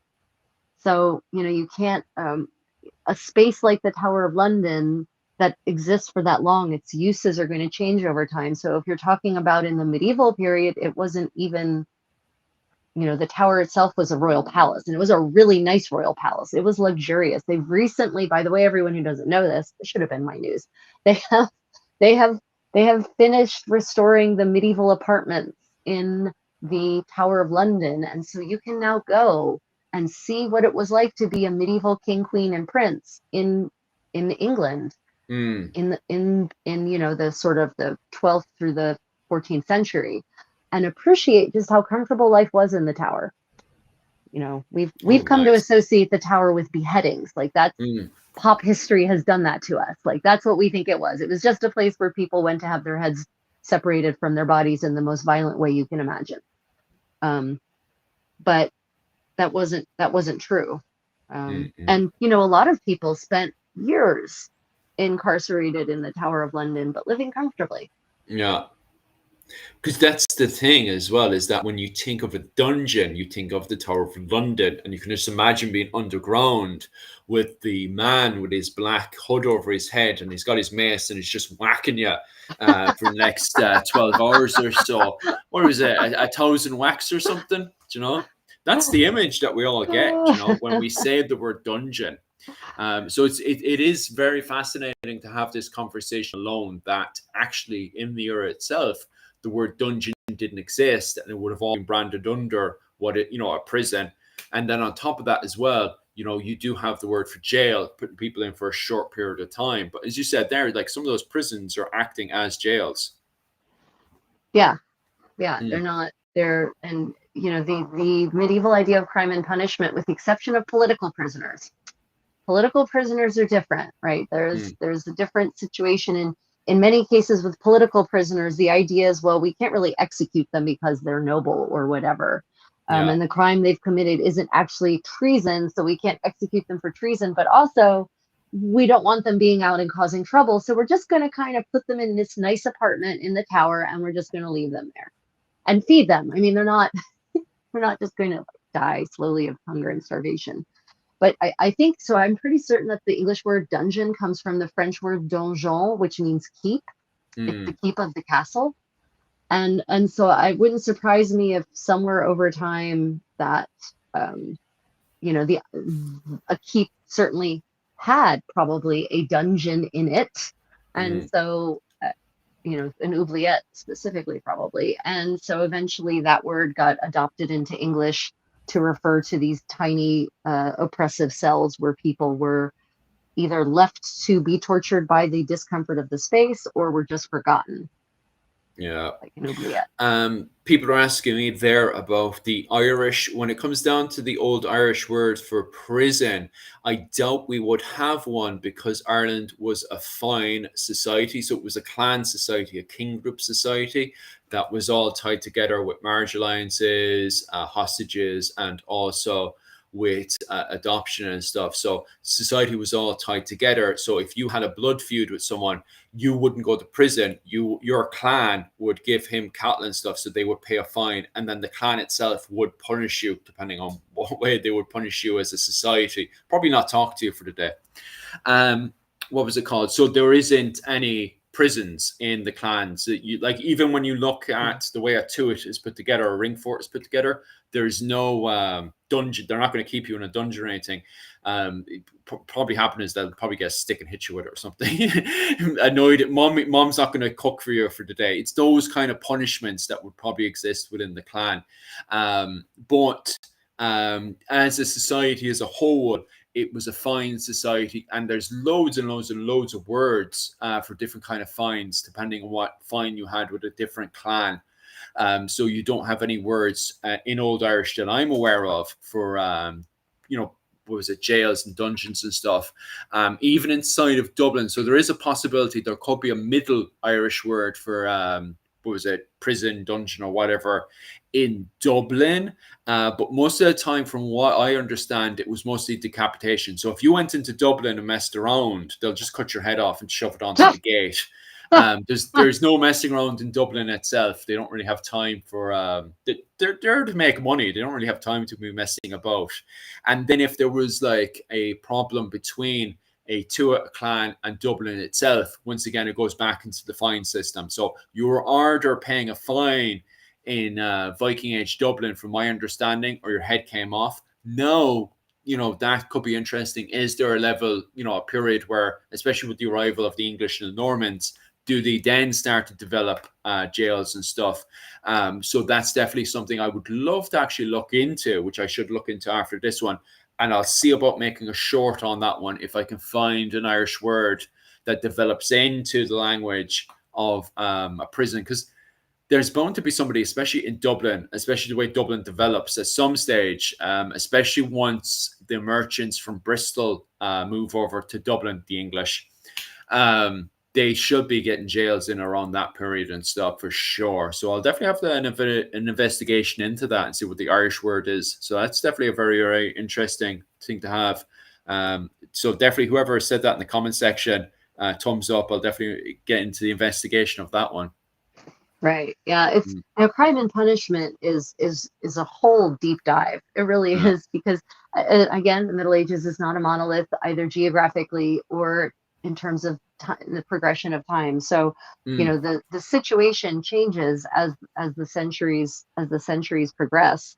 And as states consolidate and become more organized and more centralized, that's when you really start to see formal incarceration as a punishment. But before that, punishments tend to be either financial, they demand a fine, or corporeal, or you get sentenced to work the mines, right? Yeah. So, and then you're part of a mining camp and you're basically like slave labor.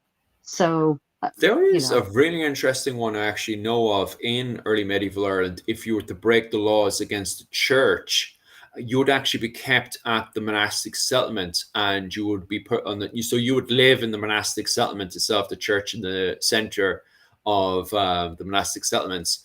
And you would only wear very basic clothing and stuff. I can't remember specifically, was it linen or wool, which is very important because wool is really uncomfortable against the skin. And yes, we do know of people, and we do know of people that do either punishments or want to be closer to God by wearing wool alone.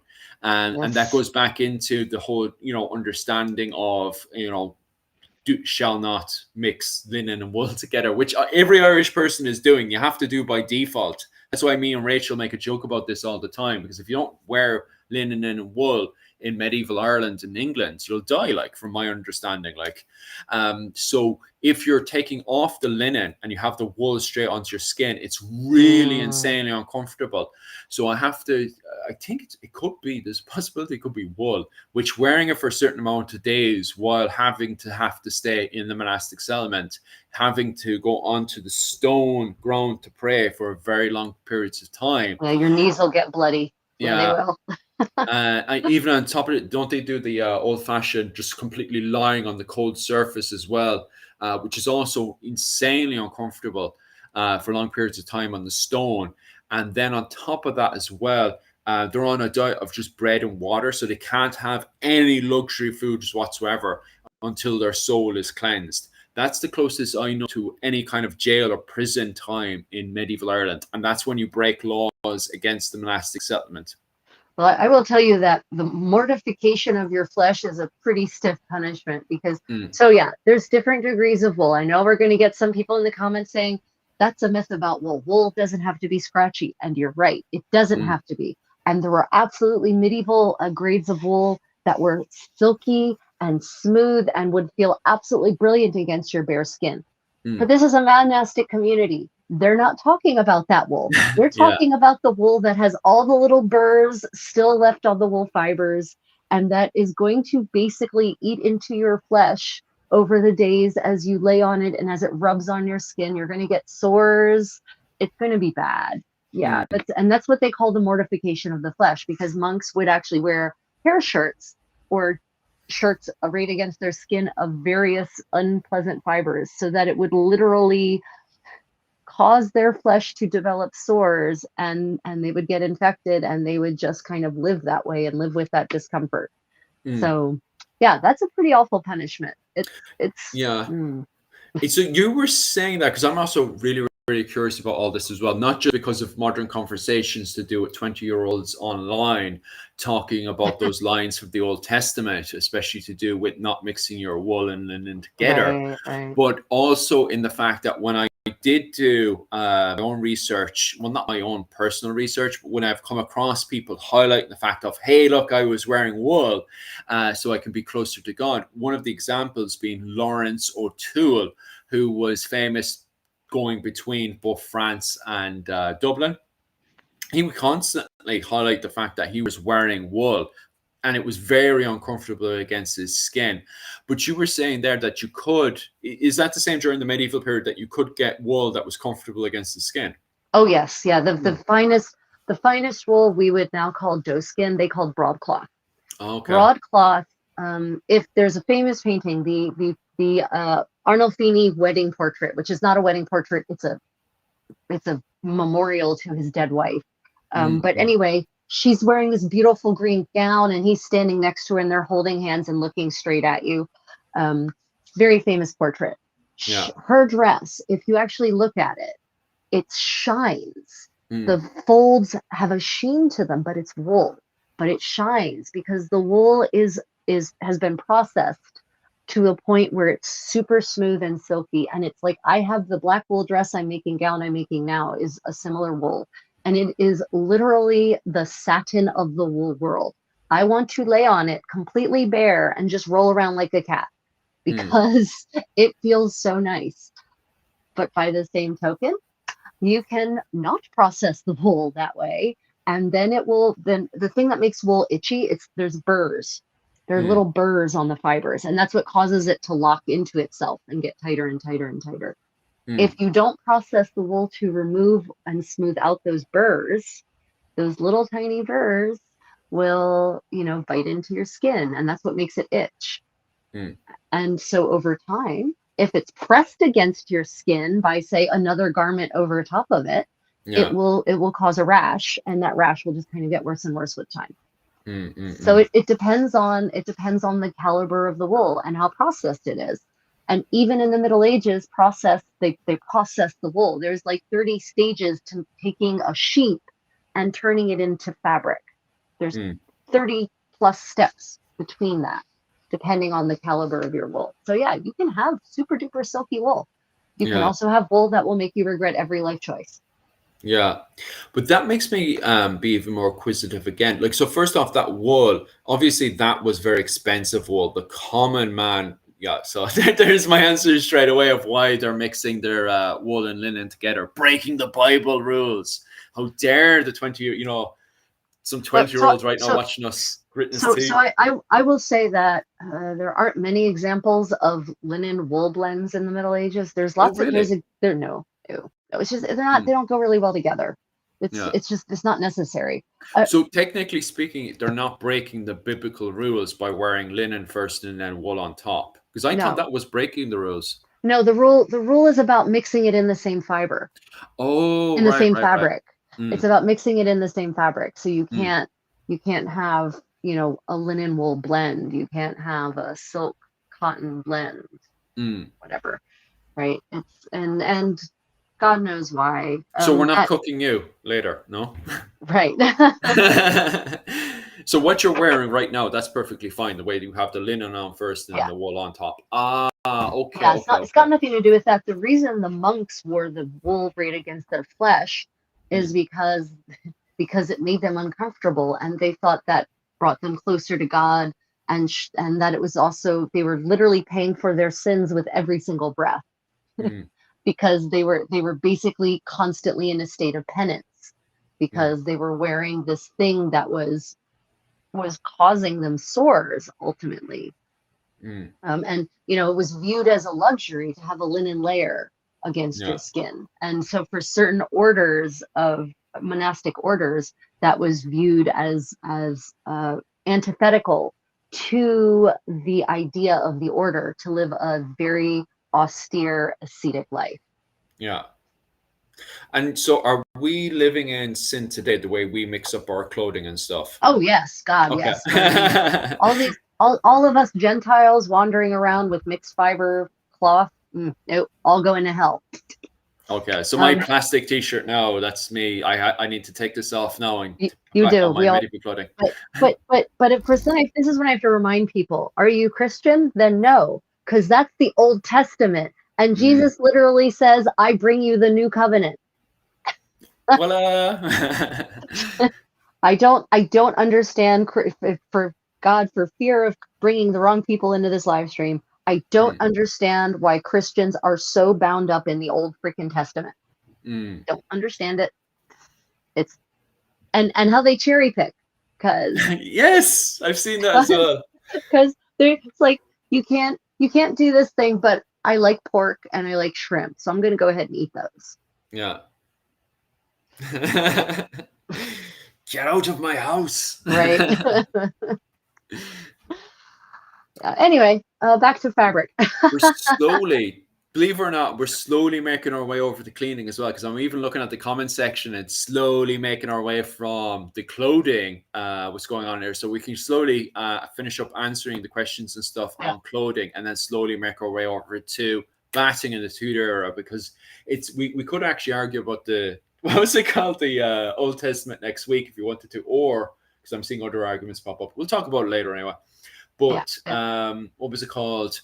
Yeah, so we'll finish up the clothing questions. Any questions there's in the comment section that's popped up to do with clothing, and then we'll slowly make our way over to the new argument that was mad for the last 2 weeks, which is hygiene in the 16th century. Bum, bum, bum. Yeah. I mean, I can talk about my news next week. I'm more interested in talking about hygiene. Actually, no, I've got a couple of fun. Well, I had a couple of fun things. Rachel's news has apparently gone somewhere else. Rachel's news. This is the cheeky one I had. Oh, there you go. Oh, the tower. Oh gosh. Okay. Did you hear about the tower collapsing in Rome? I've heard a slight bit of it because of the earthquake, but I never actually followed through. So Oh my please tell gosh. me about all of it now. I've been going to Rome on and off for years and years, and every time I walk down to the Forum, I walk by this tower, and I always look at the tower and think, oh my God, it's actually a piece of medieval architecture in Rome. It is very rare to find medieval architecture in Rome because it's either ancient or it's Renaissance and later, right? And lots of Baroque architecture. But the Torre dei Conti actually survived almost to today. It was a tower that was built in the 13th century as a sign of a reconciliation between the two powerful clans that were fighting over control of Rome, the Orsini and I forget the name of the other family, but obviously they're not as important as the Orsini because I remember the Orsini. Anyway, this thing used to be, it was like the towers that you see in San Gimignano in Bologna, those really tall towers. It used to be 60 meters tall. Yeah. It used to be crazy tall, but now it's only 30 meters tall. So it's half the height it used to be, and now it's even less because they were doing restoration works on it a couple of weeks ago. Yeah. And in the middle of restoration works, to shore it up, it collapsed partially on the people working inside of it. Jesus. Yeah, and unfortunately, you can go and there's a video on YouTube. There's at least one. There was someone filming who they didn't know they were filming a tower about to collapse. They were just getting their, oh, look, here's this lovely tower. How cute. It's not Roman, whatever. And so they caught it in the process of collapsing. And unfortunately, a lot of workers were injured and one worker died. He didn't die immediately. He was trapped in there for 11 hours. And by the time they got to him, he was still alive, but he died in the hospital. Okay. Because they just couldn't get to him. He was just too buried. Yeah. So, this kind of shows the importance of taking care of these buildings now. Yeah. And not tomorrow. Yes. And the irony is they actually had funding from the EU Heritage and I think from UNESCO. Like they actually had money, and I'm going to bet you dollars to donuts the reason that it took them so long to get around to shoring this thing up is that they were it took Italy that long to actually secure the funding Okay. for the restoration or the renovation work. So yeah, that really it breaks my heart when a rare medieval building, bites the dust like this, literally in this case. And in Rome, there just aren't many of these. And no one pays attention to this. People, because it's right outside of the Forum and the Colosseum. So if you walk by it, everyone's always focused on where they're going, not what they're seeing along the way. So I'm going to bet many of you who've been to Rome have walked by this and never even saw it. 100%. Yeah. We get bombarded with the moment you arrive in Rome, it's just like bah, bah, bah, bah, bah, bah, bah, bah, all over. I was talking to a Yorkshire girl yesterday, and she literally just came from Rome, and she was saying to me she wasn't the biggest Christian before, but afterwards, from paganism to Christianity, she just suddenly wanted to get into all of it because of the fact that you get not only get the full story, but you're just bombarded from the moment you arrive in Rome to the moment you leave. It's absolutely magnificent. But you're right, like the amount of stuff we miss is absolutely wild. Me and my wife, last time we were in Rome, we just wanted to see all of the underground networks and stuff. What they called again? The catacombs. That was it. So we went to every single catacomb, and it took a good week to get through every single one of them because there's so many in Rome. Yeah, that's dedication. Yeah, and we didn't. What was funny as well is we didn't even get to all the hidden ones. So there's actually a good few ones that are not for casual tours. They're only for special occasions and for special guests. So you want, like, I got really, really lucky. I actually got to see the catacomb of Saint Peter, which, whoa, that one is absolutely mind blowing. But that's not open to the public. You have to be a special guest. It's always open, by most of the time it's always open, but you have to be a special guest to get in. But I was very lucky that I was under, was it Dr. Damien Bracken, and his brother works with all that kind of stuff. So we were able to get into the catacombs of St. Peter's Basilica. And the reason why we had to go down there was because, well, Dr. Damien Bracken, he specializes in St. Columbanus, but there's a whole catacomb dedicated to St. Columbanus down there with its own church and everything, like, and it was absolutely magnificent to look at. So even catacomb wise, so many of them in Rome, it's absolutely magnificent. Like, yeah, there's most people don't realize there's basically a city under the city. Yeah. And I mean, everyone's like, well, of course there is. Ancient Rome. No. Beneath that, there's a city under the city. Yeah, quite literally, like, with literal buildings and everything. Like, it's absolutely magnificent. It is creepy. Did you think it was creepy? I think it's super creepy down there. You get that slight feel, but because I was like, my nerd inside of me was just like, oh my God, this is amazing. I wasn't too much creeped out compared to when I'm in Ireland. And especially Scotland. Scotland is so. Have you gone to the catacombs in Scotland? Yes. That one's creepy. One's creepy. Yeah. Especially with the stories that happen down there with the grave robbers and stuff. Yeah, that one gives me the proper the resurrection men. Yeah. Yeah. So we've got some comments or questions. Have they determined if there is now enough structure to restore it, or is it so unstable it's now a complete loss? I have not seen any more news about it, and I just double checked to make sure. So apparently they haven't published any further reports on it. But Jim actually said that he was working on that site, although not when it happened. So, Jim, have you heard anything about whether they shall be able to restore what's left, or if it's just basically a loss and they're just going to leave it as a ruin? I mean, I think people underestimate. Jim also said he's been on sites and knows of 5 people who died on projects he's worked on. Restoration sites, construction sites are dangerous. They're if you're restoring an ancient building or a medieval building, there is definitely going to be a level of risk to it. It goes with the territory. Now that risk can be mitigated, it can be minimized, and I'm assuming that there's going to be an investigation that is going to ascertain whether that was in fact the case. Yeah. Hopefully we will get down to the what's going on and hopefully try to fix what we can, because Jesus, isn't that just another loss Right. to the history we're already losing by a mile, especially all the other mad stuff that's going on recently politically. Yeah. And you know, in Rome specifically, it's always about the Renaissance and the Baroque or ancient Rome. It's like Mm, there's this 1,000-year gap that no one cares about in Rome. yeah. And so here we have one of the few examples of medieval civic architecture Mm, in Rome, because you know anything that is medieval tends to be a church, but this is civic architecture. It's secular. It is not. It is not. It is not sacred. And now it's dust partially. It didn't collapse entirely. It was a partial collapse, but still, mm. yeah, Depressing nonetheless. yeah, it is. It makes me really sad. Mm. Let me see. Oh, I see. Jim, he didn't work on that particular job. He did a lot of restoration. Got it. Got it. Yeah. I Got was it. imagining that. Yeah. Jim, you've done a lot of traveling as well, though. What else is there?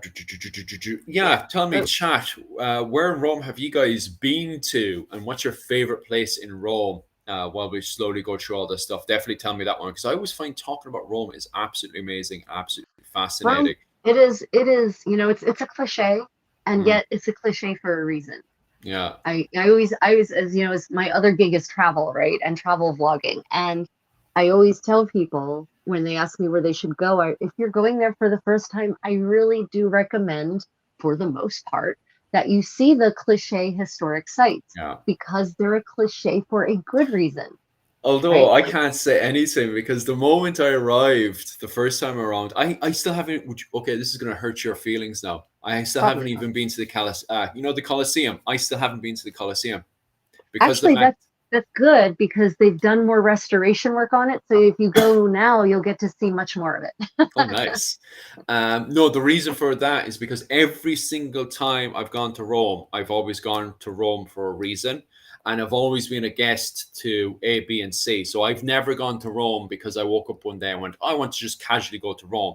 Every single time without fail, since I finished up with the military, I was always invited to Rome by somebody. And then it was always for a reason. Like I'd spend that week because Mhm. I wanted to build up kind of the feel of that era. And because Rome feeds you that era, you can literally spend a full week just in that era alone. It's um it's yeah, it's true. yeah It like people think that Rome wouldn't have any Irish medieval history. There's so much Irish medieval history, it's wild. What was it called? Donica O'Brien is buried in Rome, so is Hugh O'Neill's buried in Rome as well. And then you have all the other extra history of people coming, various Irish kings coming to Rome as well. So you can literally spend the week just doing Irish history alone in an era as well. So it's not even like you can be completely pinned down when it comes down to Rome. So well, no, I've never had time to go and see the Colosseum. well, you know, people forget that in the medieval world in Western Europe, basically for most of the medieval period, you know, most everyone was Catholic, everyone Yeah. was part of the church, and the Irish were definitely part of the church, and the Irish frequently made pilgrimages to Rome because Rome was Mm, a major pilgrimage site.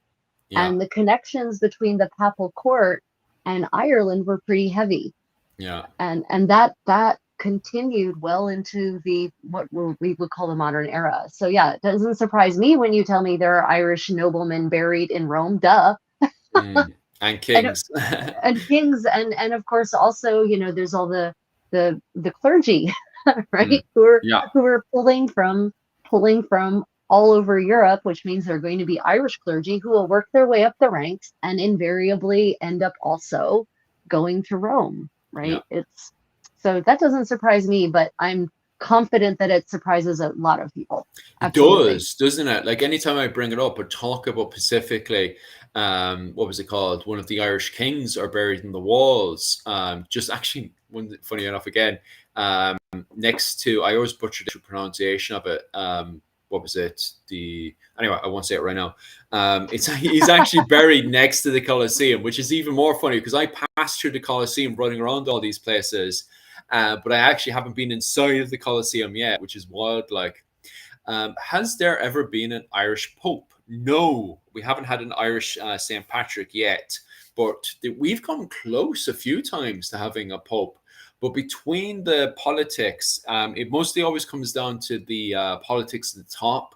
We've always kind of went one side or other, because if you're dedicated to taking the papacy, then you end up losing a lot of other stuff that's going on. So various people that were close to becoming Pope never went for the papacy, because then they would have to give up whatever project they were doing at the time. And that's what it always comes down to, especially around the 1800s and stuff, of why we've never had an Irish Pope, is because they've always had some kind of project or something going on, and they didn't want to give that up.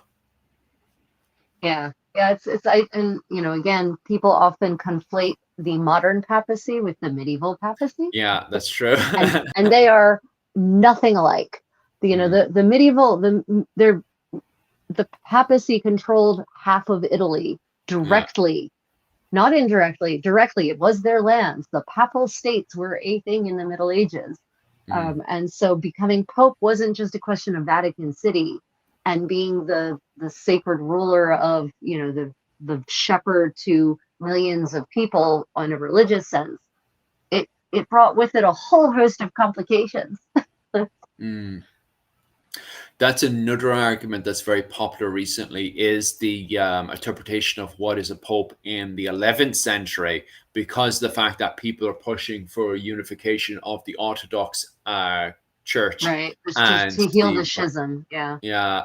But yet a lot of people are arguing and debating online, once again, bringing in the early 20-year-olds, of what was it called, the unification of the church, and how people are pointing out, especially theologians, why they can never be a reunification. And that's the actions that were taken in the 11th century, which isn't my field of expertise, but I'd love any excuse to just to sit down and do more reading on the topic and have a conversation on it for sure. The Great Schism is also a bottomless pit that we could explore for hours. Never mind arguing. Yeah. Okay, so this is pretty fun in news. So this is cultural news, medieval cultural news. So scholars have identified one of the earliest pieces of musical notation in Europe. And so if you look at this actually pretty clear bit of handwriting here, this is a manuscript dating to the 9th century. And it is a missal. So it's actually the words for the mass that the monks and the priests would actually sing mass. And if you look, there's some little scribbles kind of in between the two lines. But if you look closely, those scribbles are musical notation. And it's right. So the word that it's above is Alleluia, actually. And if you look, you can see something that looks like a rest, and it looks like a half note, and then a dot, and then an inverted half note, and then another rest. Right. So this is the earliest musical notation we have in Europe, dates to the 9th century, and this is a new piece they've just discovered, and there aren't many that have survived. So this is actually pretty revolutionary for helping us follow the development of an evolution of musical notation across the centuries, because this actually gives us a really solid starting point. And for years, apparently, people who looked at this 9th century manuscript just kind of dismissed it as accidental scribbles. It's wild what's in front of us. Like it's the same thing with the Irish as well. Remember, the Irish did the Ogham stones. So a lot of the time people look at their squiggles and think, oh, there's nothing there. But if you had an Irish historian look at it, you're like, oh my God, there's an entire language here. Look, he's talking about cats again.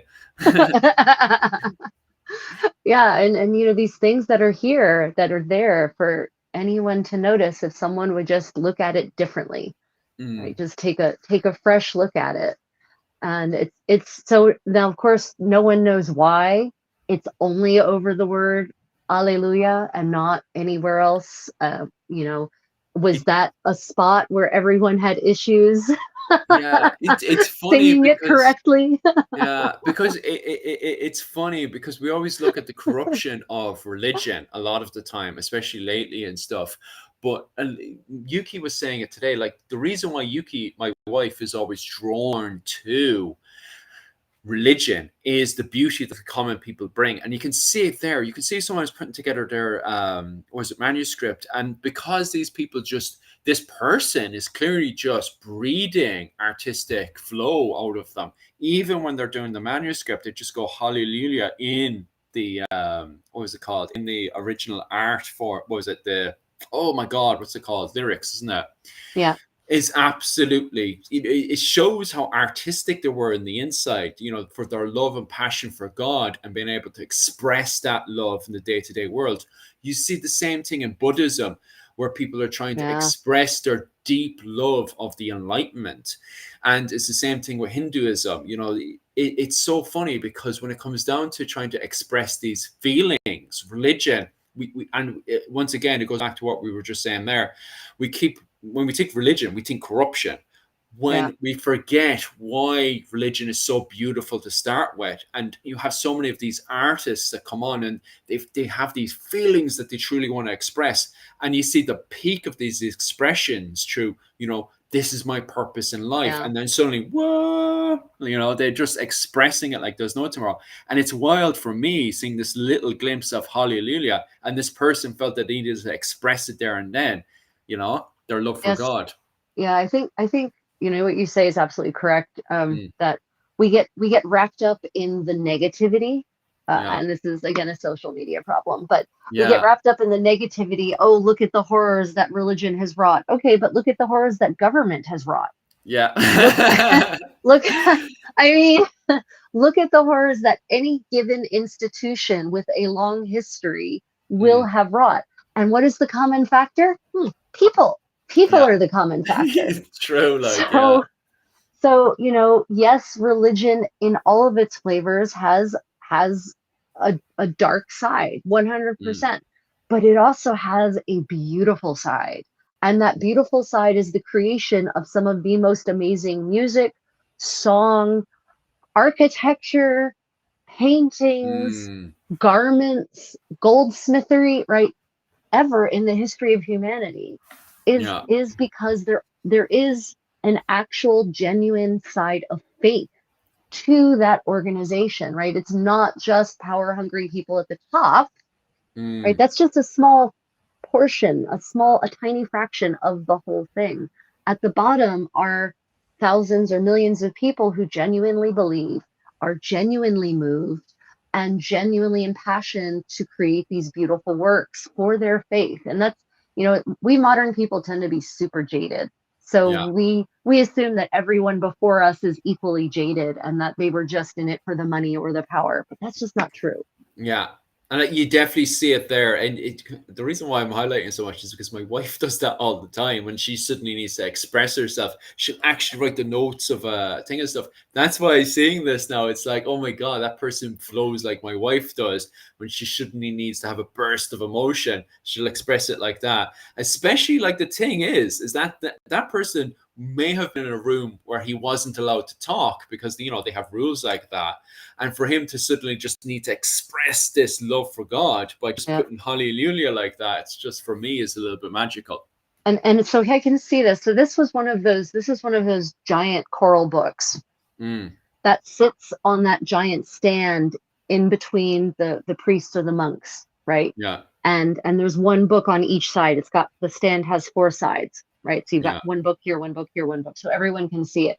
And I can imagine this monk or this priest trying to guide all of these priests singing the mass, and they're just not getting Alleluia right? They're just not doing it. And so he runs over with his quill and he just inks in, or even it could have been a reed pen, and he just inks in these notes to say, okay, look, here's a rest, here's a half note, here's a quarter rest, here's a half note, here's a rest. Okay, let's try it again. Let's go. Right? Yeah. That's amazing. Like it's just, it gives us so much of as Dr. John Carey used to take me for Celtic study classes to see the similarity between the the Welsh world and the Irish world at the time, because there was so much similar in the exact same period as this, the 9th century. which we call Celtic Studies. And every single time you get a little glimpse of this, it's like looking through a keyhole into the world of the past. And once again, as you literally described it there, once again, getting that keyhole and having a little gawk at the past. Where exactly was the manuscript, you know? Oh God, you know what? I got so excited about the music part. Let me see if I noted that down. Oh, take your time. I'll quickly see if there's which comments are going on. Yeah, scroll back through the comments. Okay, Hippo Confession writes, beautiful form of art. Most people are just expressing the exact same love for religion as well, which it is very, very true. We do very much forget about that, because especially on the news and the media, it gets very political very fast, saying, you know, so and so of the church is doing A, B, and C, or Buddhism, or, you know, so on and so forth. So you do forget that religion is an expression of our love for the greater understanding of the universe around us. Even if, you know, our interpretation could be wrong, or it could be this, or it could be that, the love is still there to be able to fully express it. Because Buddhism is something I've recently looked into myself.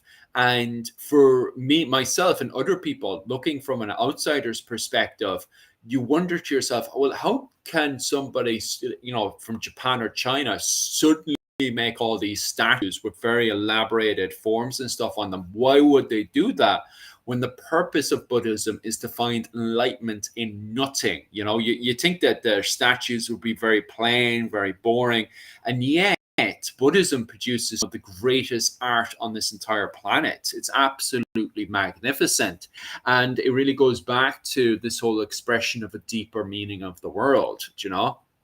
So I definitely agree with the chat there, like. So yeah, the page, they don't know. Oh. Because So it's there in you go. Latin, right? They think it was written in Germany during the Okay. second half of the 9th century. That makes sense in general. But here's the clicker. I've got some good news for everyone. Good Nice. news. You can become the owner of this page. It's going on the market. It's going up for auction. And they're expecting it to sell for $80,000. Oh, no, it's not auction. It's being offered on the public market for $80,000 for the page. For the page. So, for the Hopefully page. someone decent buys that. Hopefully it stays in a castle nearby or something. Hopefully some duke is going to purchase it. It's so apparently the discovery is made by Nathan Robb of the Robb Collection, president of the Robb Collection. So possibly it was in obviously his family's collection. Yeah. So you too can buy this amazing page with music on it for a mere $80,000. What a bargain. Yeah, I think that's illegal in Ireland because the fact it's what was it called? It should be belonging to the public, so you have to put it into a museum. So I don't think that's allowed in Ireland, but if it's allowed in Germany, that's interesting. Oh, this is in the U.S. Oh, it's America. Oh, well, there you go. Free for all. Hopefully, a German gets a hold of it. Oh, no. This was a robber baron. This is a robber baron family, right? They've probably had these manuscripts since the end of the 19th, early 20th century, when their robber baron ancestor dumped a whole lot of money into buying all these medieval artifacts and bringing them over to America. So Germany, please steal it back off him. Don't even purchase it. Just kick down his door and just take it away. Oh my God! Hopefully, we'll see. $80,000, and it is yours. yeah. I can understand the level of compensation there, but you know, selling it like that, especially the way it is, the Germans. We'll see if the Germans kick down the door and take it back. So and you know, unless some museum buys it, then it's going to end up in a private collection, never to be seen again, probably. Hope not. Yeah. Right. Last thing you want is another, what was that, Logan Paul or somebody picking that up. That'd be horrific. Yep. God, don't even want to think about that. So yeah, I thought that I got very excited. As you tell, I got so excited, I just focused on the music. Like, where's it from? I don't know. I don't care. No, it could be important to me because of the fact that the Irish in the 9th century, the Irish monks were coming over and doing the old how the Irish saved civilization. Amazing, they were everywhere. They were everywhere. It could have some kind of Irish connection in there. So it would be very, very, even for the, do you know what, I'll write no letter to Ireland. Please dump this manuscript off them. Just kick Write a down the door. letter. Send the special forces. Go and take it back. Open letter to Ireland. Please buy this manuscript. Thank you for your attention to this matter. Give him a compensation of €100. There you go. Don't spend it all in one go. Just physically take it off him. Go. Oh my God. Okay, what else did I find? Oh, this is beautiful. An 800-year-old bishop's ring.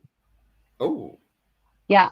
And so this was found in the mud in England, as one does, as one finds such items, and in this perfectly preserved state like you see it, except for being muddy. Wild. A mudlarker found it. Mudlarker? I didn't even know mudlarkers existed. Larker, not lurker, larker. These are the people who go out with their metal detecting devices and literally kind of go through the mud looking for medieval treasures. And this individual found an amazing medieval treasure. Look at this beautiful ring. Absolutely it is magnificent. Stunning. And they think it's 12th century. So she's old. Now, how she ended up in the mud, there's a story there that I would really love to know. Because I know, right? this isn't just any ring. This is a bishop's ring. So it's of the type that in the 12th century was associated with the office of the bishopric. So this was a bishop's ring of office. Right. I wish I had this for my ring video, but I just found this just came out, so it didn't get included in my ring video.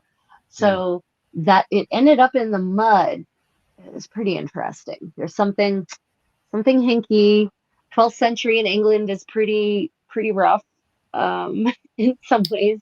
So even the bishops is quite rough. And then you have bishops who fight in the battlefield as well with their clubs. You've got the warrior bishops, right? Yeah. So you've got the Civil War in the 12th century in England.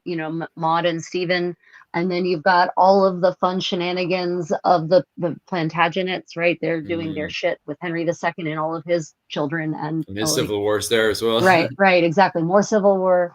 And you've got the warrior bishops, and so God knows how it ended up in the mud, and yet here it is. The lucky mudlarker is going to get to keep it and sell it, and it's going on the market, and the auctioneers predict 19,000 to 23,000 pounds for this ring. Another one that should be in the museum. Yeah, completely right. Against the law in Ireland. Yep. Oh yeah, so the stones are sapphires, emeralds, and garnets.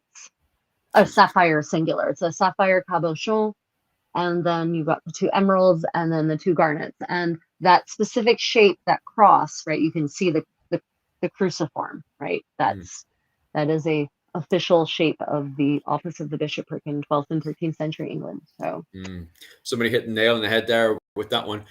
Wait, 12th century, is that when Thomas Becket was murdered? Yes, he was. It is, but this is nowhere near his death site. Oh, so that was him dragged around the place. Right, yeah.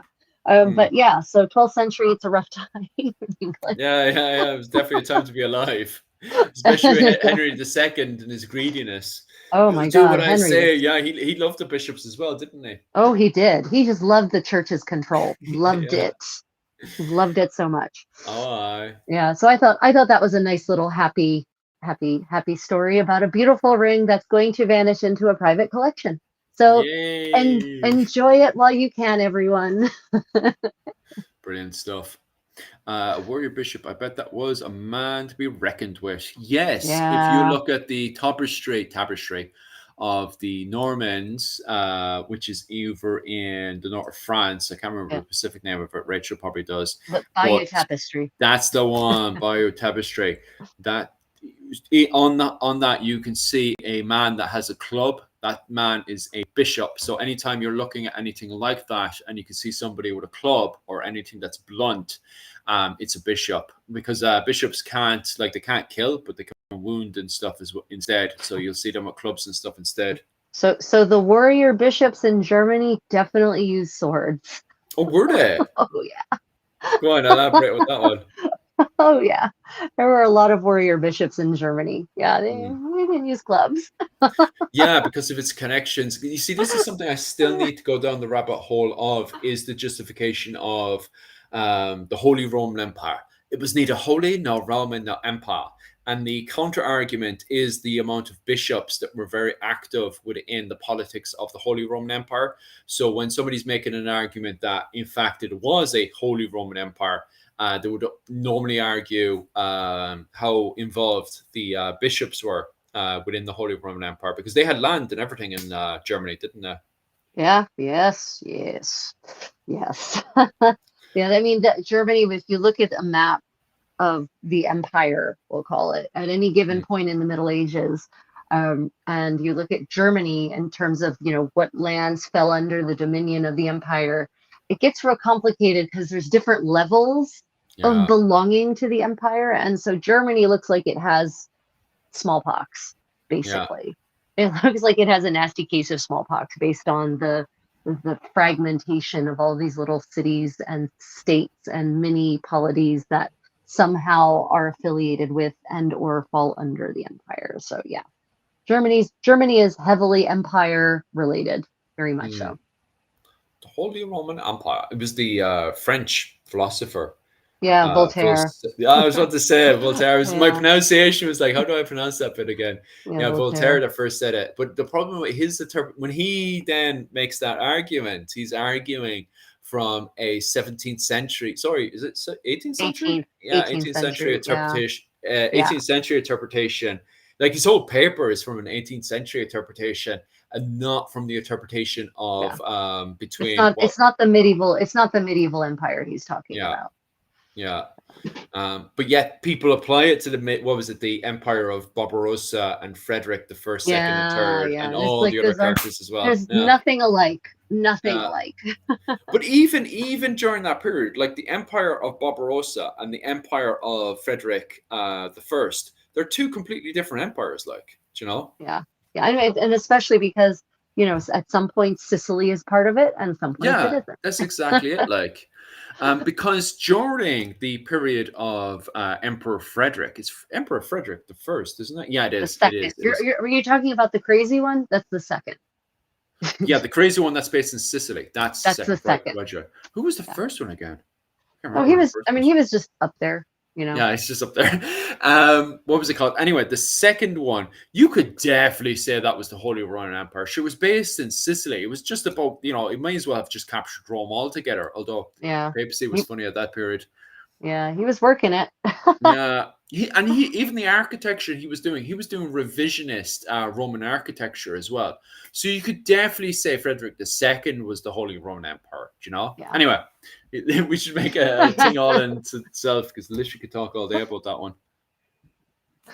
Yeah, definitely. Okay. Oh, there's one more really interesting piece of news that I definitely wanted to share. Oh, no, I don't care. We'll get to that one next week. I don't need to talk more books. No, move on. So for those of you who are interested in Korean history, nice. This is amazing. So they found it a while ago, but they have finally raised a Joseon shipwreck from 1420. That's the ship you're looking at. Look how well preserved that ship is from 1420. And it had its complete cargo. And so they've raised it, and they've raised the cargo, and now they're going to be able to actually put it together and put it in a museum. But one of the fascinating things about this is it's a two-masted ship, whereas all the conventional wisdom said, Korean ships are all single-masted. And there are iron nails used to make repairs. So for those of you who understand shipbuilding, you'll know that the conventional wisdom has been for many, many years that in Asia and in Korea specifically, nails were not used in shipbuilding. It was all wooden pegs. Well, this one has some giant ass iron staples, basically, that are actually holding it together in places. And this ship was actually part of the taxation system that was grain-based in Joseon, because, the farmers didn't have cash, but they paid their taxes in grain. And they actually found boxes and boxes of rice still there under the water. and all the rice that each box had labels on it, wooden labels saying what the destination for the cargo was, because in Joseon they had a very complex system of grain deposition and storage, so that if there was a famine, they could release the rice. And so every region, every province had a storage depot. And so these crates of rice were destined for specific other parts of Joseon, what we would call Korea now. And those wooden labels basically said, this is going here, this is going there, this is going to this other place, which indicates just how very sophisticated Joseon's system of administration, taxation, and also contingency planning actually was in the 15th century. And now that they're raising this ship, they're going to restore it and put it back together and put it on display. And they found all this pottery that's perfectly preserved. So it's a very exciting find for medieval Korean history. And I just want to remind people that Asia exists in the Middle Ages. And it's in the golden age for most of the time. Because even myself, like, I'm so ignorant to a lot of Asian history, because it's only recently that I started reading up on the Empire of Cambodia. And like they didn't just have a city, they had what modern historians refer to as an ultra city. What is an ultra city? An ultra city is a city that exists in the medieval era that is up to the standard of our cities today, which is, right. Cambodia, it's, I think it's Accra or something. You'll probably correct me on that one. Regardless, their ultra city. Oh, Angkor Wat. You're talking about Angkor Wat. That's the one. That's the one. Yeah. That one was bigger than both London and Los Angeles. Yeah, and Angkor Wat was crazy huge. And they can see it. What's left is only a tiny fraction of what was actually originally there. Yeah, I was about to say that, because we still don't know how big it actually was. Yeah. Our understanding right now is that it was bigger than modern day Los Angeles and London.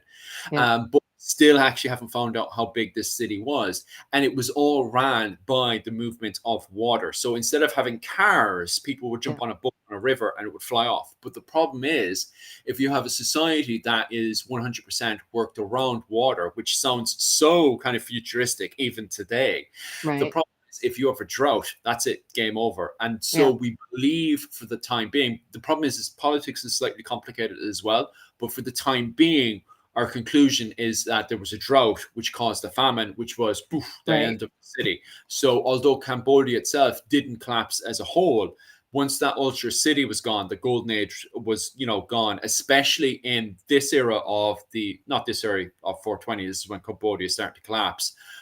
And it's the Ming dynasty now that's dominant, isn't it? The Ming dynasty pulling those levers. Yeah.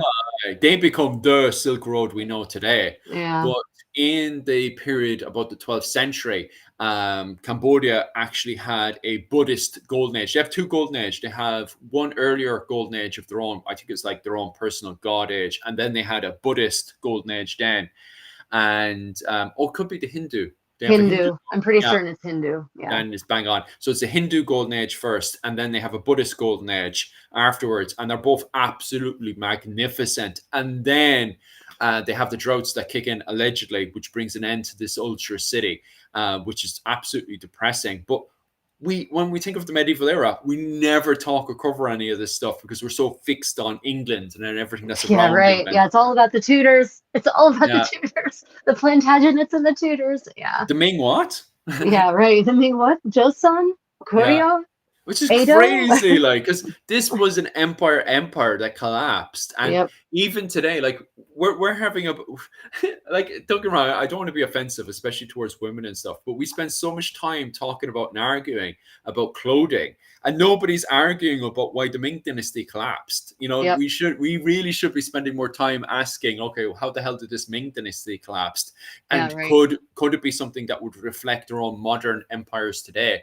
Especially when we look at the rise of China and America, would we repeat any of the mistakes that Ming dynasty had, especially economic-wise? Because it's believed that it's economics that caused the collapse, which is definitely from our own perspective, because we're so dependent on our own modern economics. Could we cause the same collapse in our own the shares and all that kind of stuff today, although much more complicated in New York.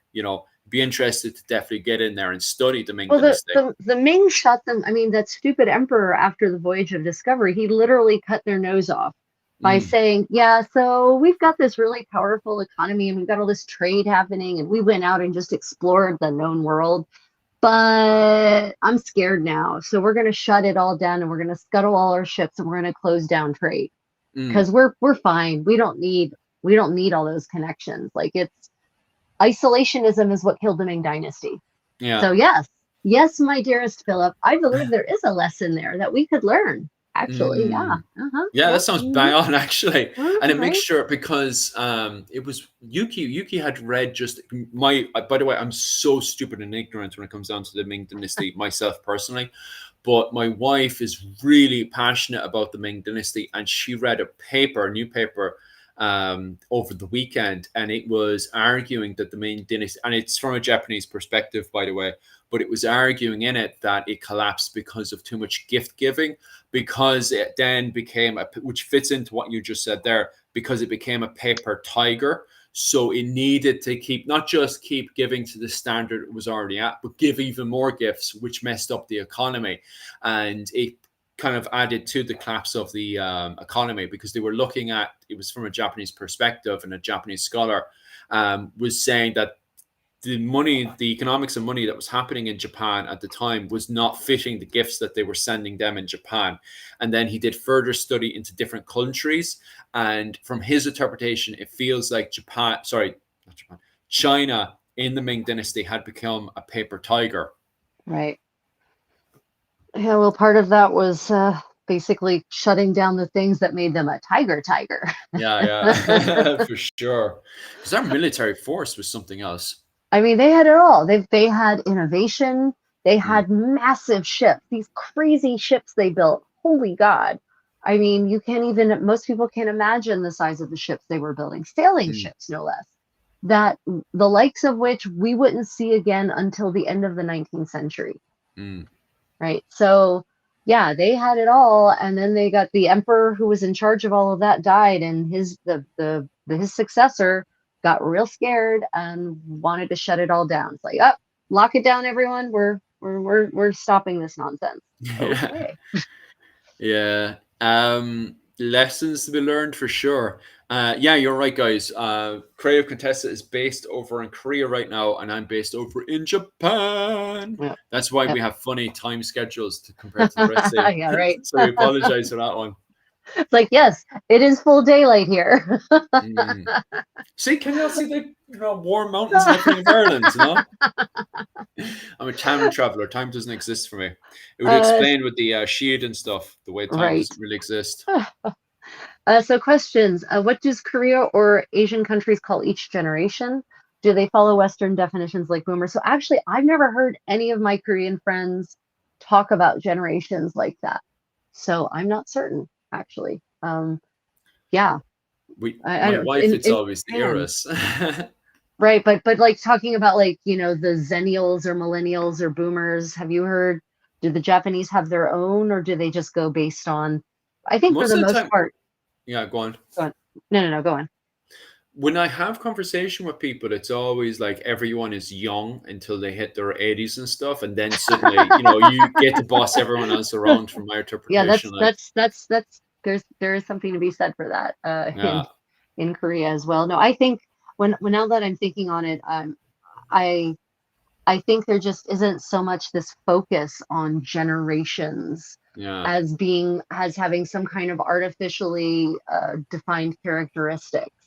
I think maybe that's a Western need to define people by the time they were born and how that affects how they behave. Yeah. Yeah. Well, the thing is with China is the education system never really changes. But in Ireland, we always have a new system. And then when those children come in to the work area, then we're straight away judging them. Well, you were a part of this school system, so you must be behaving A, B, and C. And then when they behave like X, Y, and Z. It's like, well, that's because you have this education, not because it's never the fact that they lack experience. It's always the fact of, oh, that's that stupid education that you had, Right, of course. So from an Irish perspective, I think that might be the reason why there's a kind of constant generational thing. I don't know if it's the same in America and stuff. Yeah, there is something to be, why do they behave that way? Why don't they know these things? Why can't they write cursive? Yeah, to a certain extent. Yeah. Where in Japan, everyone pretty much has the exact, because Yuki watches videos. My wife's starting to go into her 30s now, and she looks at videos of the education system today. And she turns around and says, I remember doing that. Oh, I remember doing this. But when I watch it, I'm like, oh, they're doing this. And what's that? And why did they cut this? They shouldn't have cut that. It's so funny how I look at it and the way she looks at the education system now. So question from Kaylee, one of our super fans. Hi, Kaylee. It's lovely to see you again in the live chat. Does Venice in Italy have a similar water system to Angkor Wat? No. I mean, way more advanced. So yeah, no, Angkor Wat is way more advanced. Italy is literally just canals. And yes, that is the main way, used to be the main way, still is the main way to get around the city. But it's if it dried up, it just means there would be roads in Italy, in Venice, whereas Angkor Wat, it was much more complex. The water actually, it wasn't just canals that allowed things to be transported, but that's part of it because it was so huge. They were able to go quickly on the canals, whereas Venice is pretty small, actually, relatively speaking. So Venice, they didn't build the canals out of nothing. It was already a marshy swamp, brackish tidal water. So the water was already there. Whereas in Angkor Wat, they built the canals and they diverted a river to bring the water to it.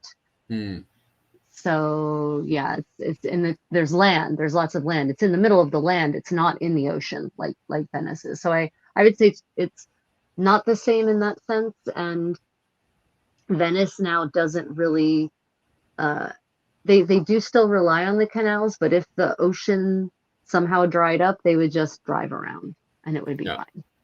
Beep, beep. Yeah. It would be fine. Thank God for roads and cars to ruin the climate change. Yeah.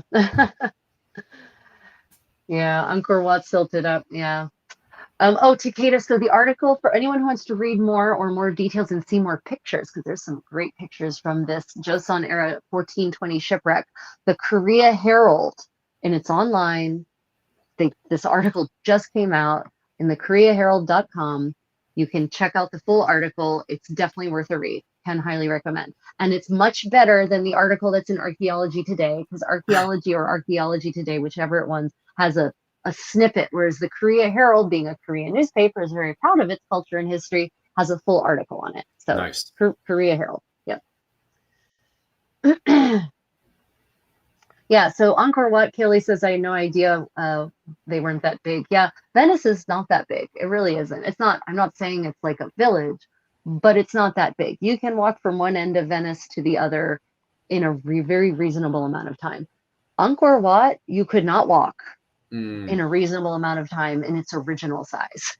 Yeah, which makes it even more astounding that they had the rivers running through it the way it was, so people could jump on a boat and they were flying off just from their house. Like, it's just like I am very ignorant when it comes down to Cambodia, but from what I have read, every single thing around that era of the 13th and 14th century and even younger before it is absolutely magnificent. Like, it literally, like, even the look at it and everything, it's like something out of our future, never mind the future of the medieval era. Like, it's pretty amazing. And it was all gilt, right? Like the whole it's like it was all covered in gold.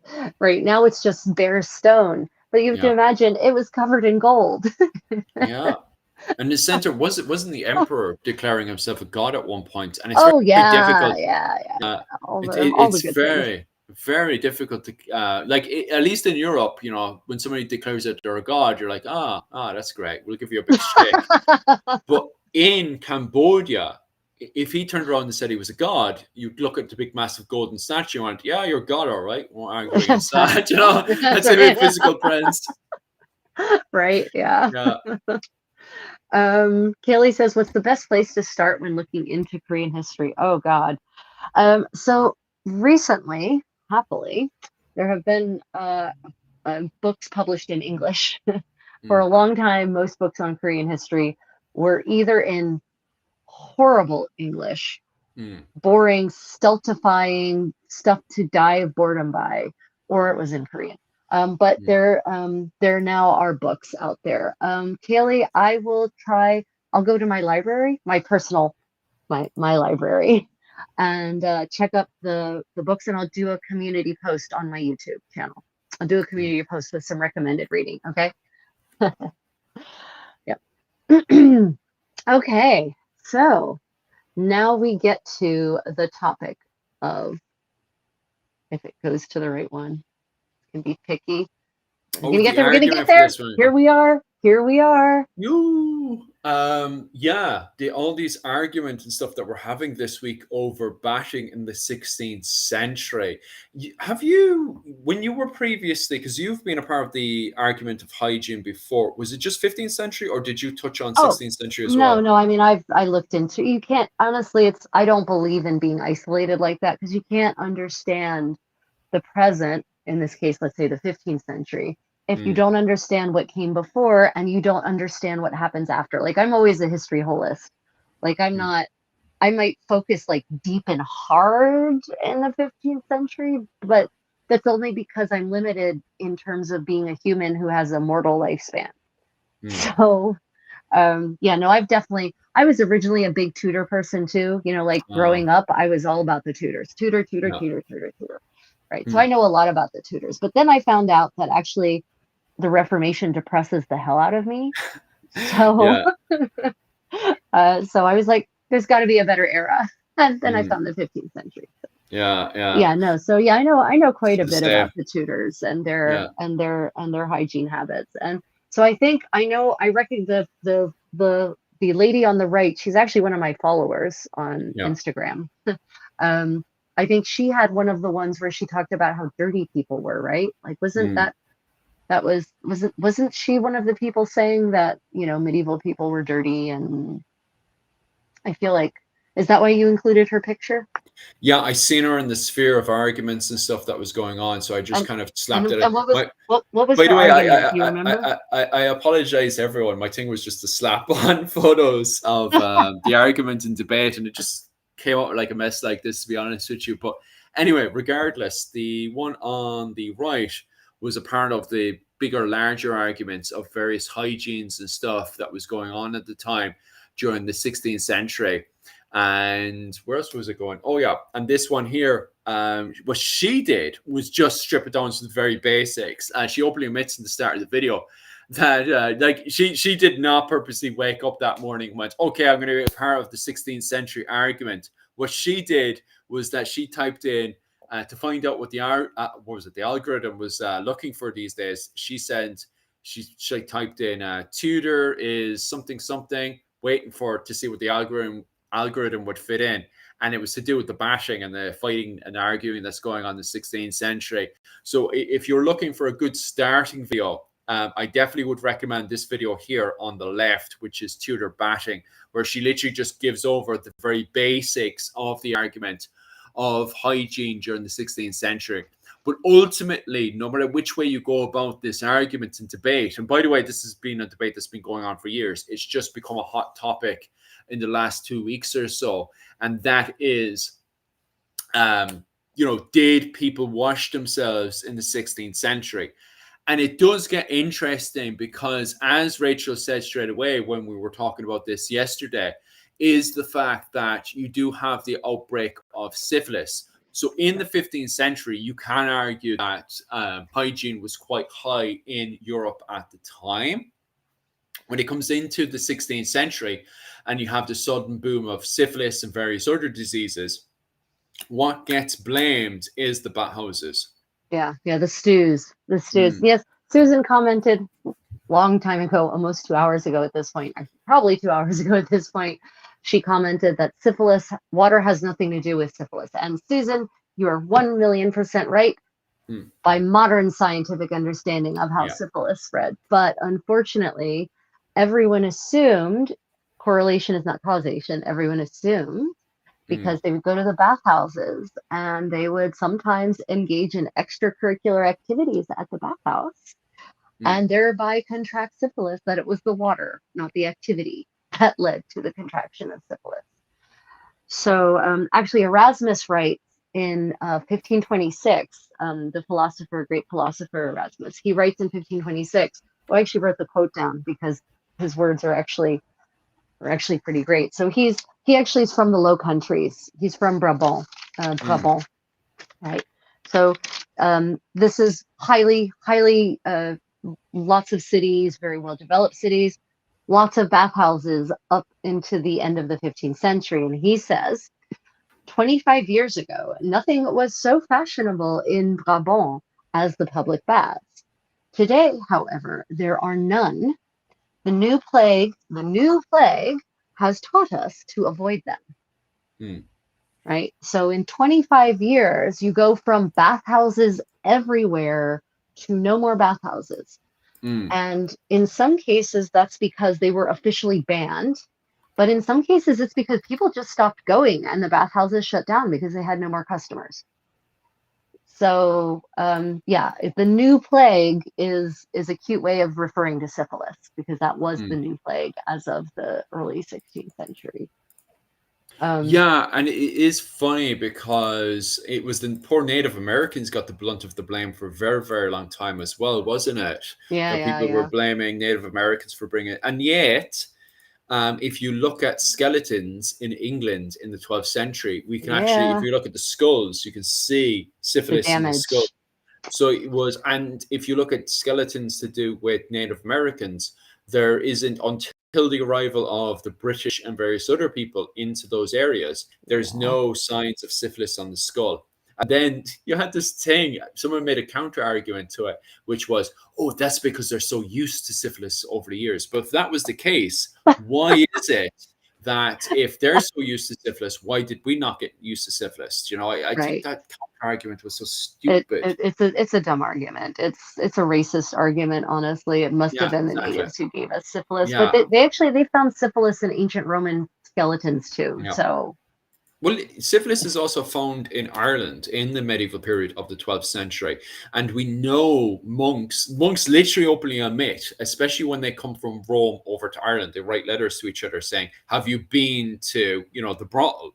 Isn't so a laugh? So they openly talk about the women, which ones were good, which ones are bad, which ones to purchase and stuff. And they openly talk about, and these are monks that have taken a vow of chastity, not to be jumping around and running around. And yet they're openly talking about going to these brothel houses. I can't remember specifically what they were calling it, but they were going in there and they were reviewing and talking about the women, and you look into the archaeological evidence in Ireland in the 12th century to do with the clergy and stuff. And once again, you can see signs of syphilis on the bones. So there you go. And the thing is, Ireland as a whole is a very knit tight community. So if they're going to turn around and make the argument that Native Americans are going to get it because of their behavior, then why don't the Irish and the Scottish, because of their clan system and how close they are, like even their batting techniques, the way they bat together, which is the sweat houses where they put themselves into what's it called, a roundhouse, sweat it out for a wee bit, and then afterwards take a cold water, which actually booms in the 16th century because they closed down a lot of the bathhouses inside of the cities because of the English interpretation of syphilis and stuff that was kicking out. So what a lot of the nobles are doing, the Irish nobles were doing instead, was they were just going out into the countryside because they owned land in the countryside, and they would just go to their sweat houses in the countryside, which was ran by the Gaelic, the native Irish. Right. Yeah. So I think it's very important that at the outset we define a difference between bathing and cleaning your body. So bathing is a very specific word, everyone, and it means to submerge your body in water or some part of your body in water. It is not synonymous, however, with washing Mm, necessarily, but also you can wash your body, and hear me out, everyone, without actually submerging your body in water. It is mm, possible. I do it all the time, when especially at medieval living history events. I never take a bath at medieval living history events because I don't have a bathtub. mm, Um, so yeah, so the thing is that everyone says, oh, they closed the bathhouses, so that must mean everyone got dirty. No, yeah. it doesn't mean that. That's not what it means. Mm, Because people continue to bathe just like in Ireland. yeah. They just found different ways of doing it. Mm, And one of those ways was absolutely to take a bowl, a basin, not a big basin, little basin with some water and a linen cloth, and and hear me out on this, wet the cloth and scrub the parts of your body that need to be clean. mm, And then, like that, you're clean. So just because the bathhouse is closed doesn't mean that people got dirtier. It just means they stopped submerging their bodies. But there's also another big change in the theory, medical theory at the early 16th century. There's this new idea of miasma is not a new idea. mm. Miasma is the idea. Do you know what miasma is?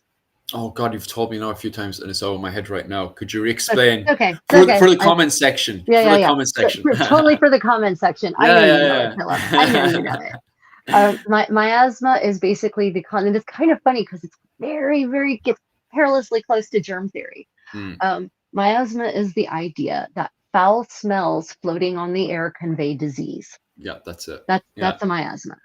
And it's like, oh, you are so close to understanding the transmission of airborne diseases. So close.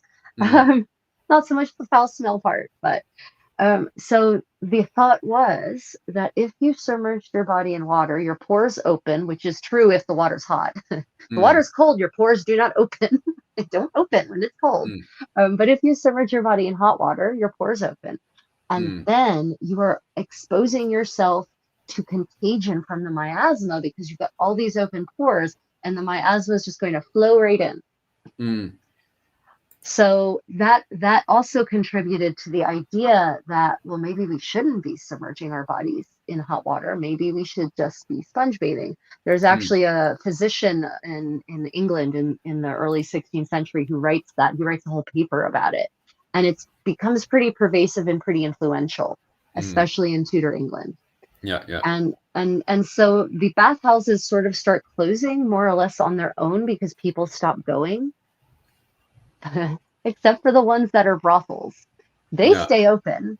And eventually Henry VIII, like one of the last things he does before he dies of probably syphilis. No, I'm teasing. I know. I He know. probably did. He probably did. I That's what my mother always taught. there's all this debate about, what if he had syphilis or not. And I said that because it's funny, not because the science doesn't really point to him having syphilis. So Yeah. My anyway, mom actually is quite passionate that he died of syphilis, but she of also course. can't stand him because of the certain actions he I took. mean, he's a horrible person generally. Yes. But in one of his last acts in 1546 is to close the brothels Mm, and the public bathhouses at the same time. yeah, And yeah. and so any ones that are left get closed as of 1456. They open again in 1564 under Elizabeth, though. Now, when I Interesting. say they open again, I don't mean like there's as many as there were before. There aren't actually. Mm, So there aren't nearly as many public bathhouses as there were before the fear of syphilis started actually causing people to stop going. mm, But they are allowed to be open, but there aren't as many. So yeah, the idea, people. There's also this great quote about Elizabeth I, how she openly admits that she takes a bath once a month, whether she needs it or not.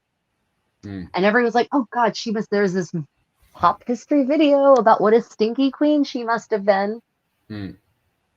Again, you don't need to submerge your body in a tub of water to clean it. You just don't. Yeah, yeah.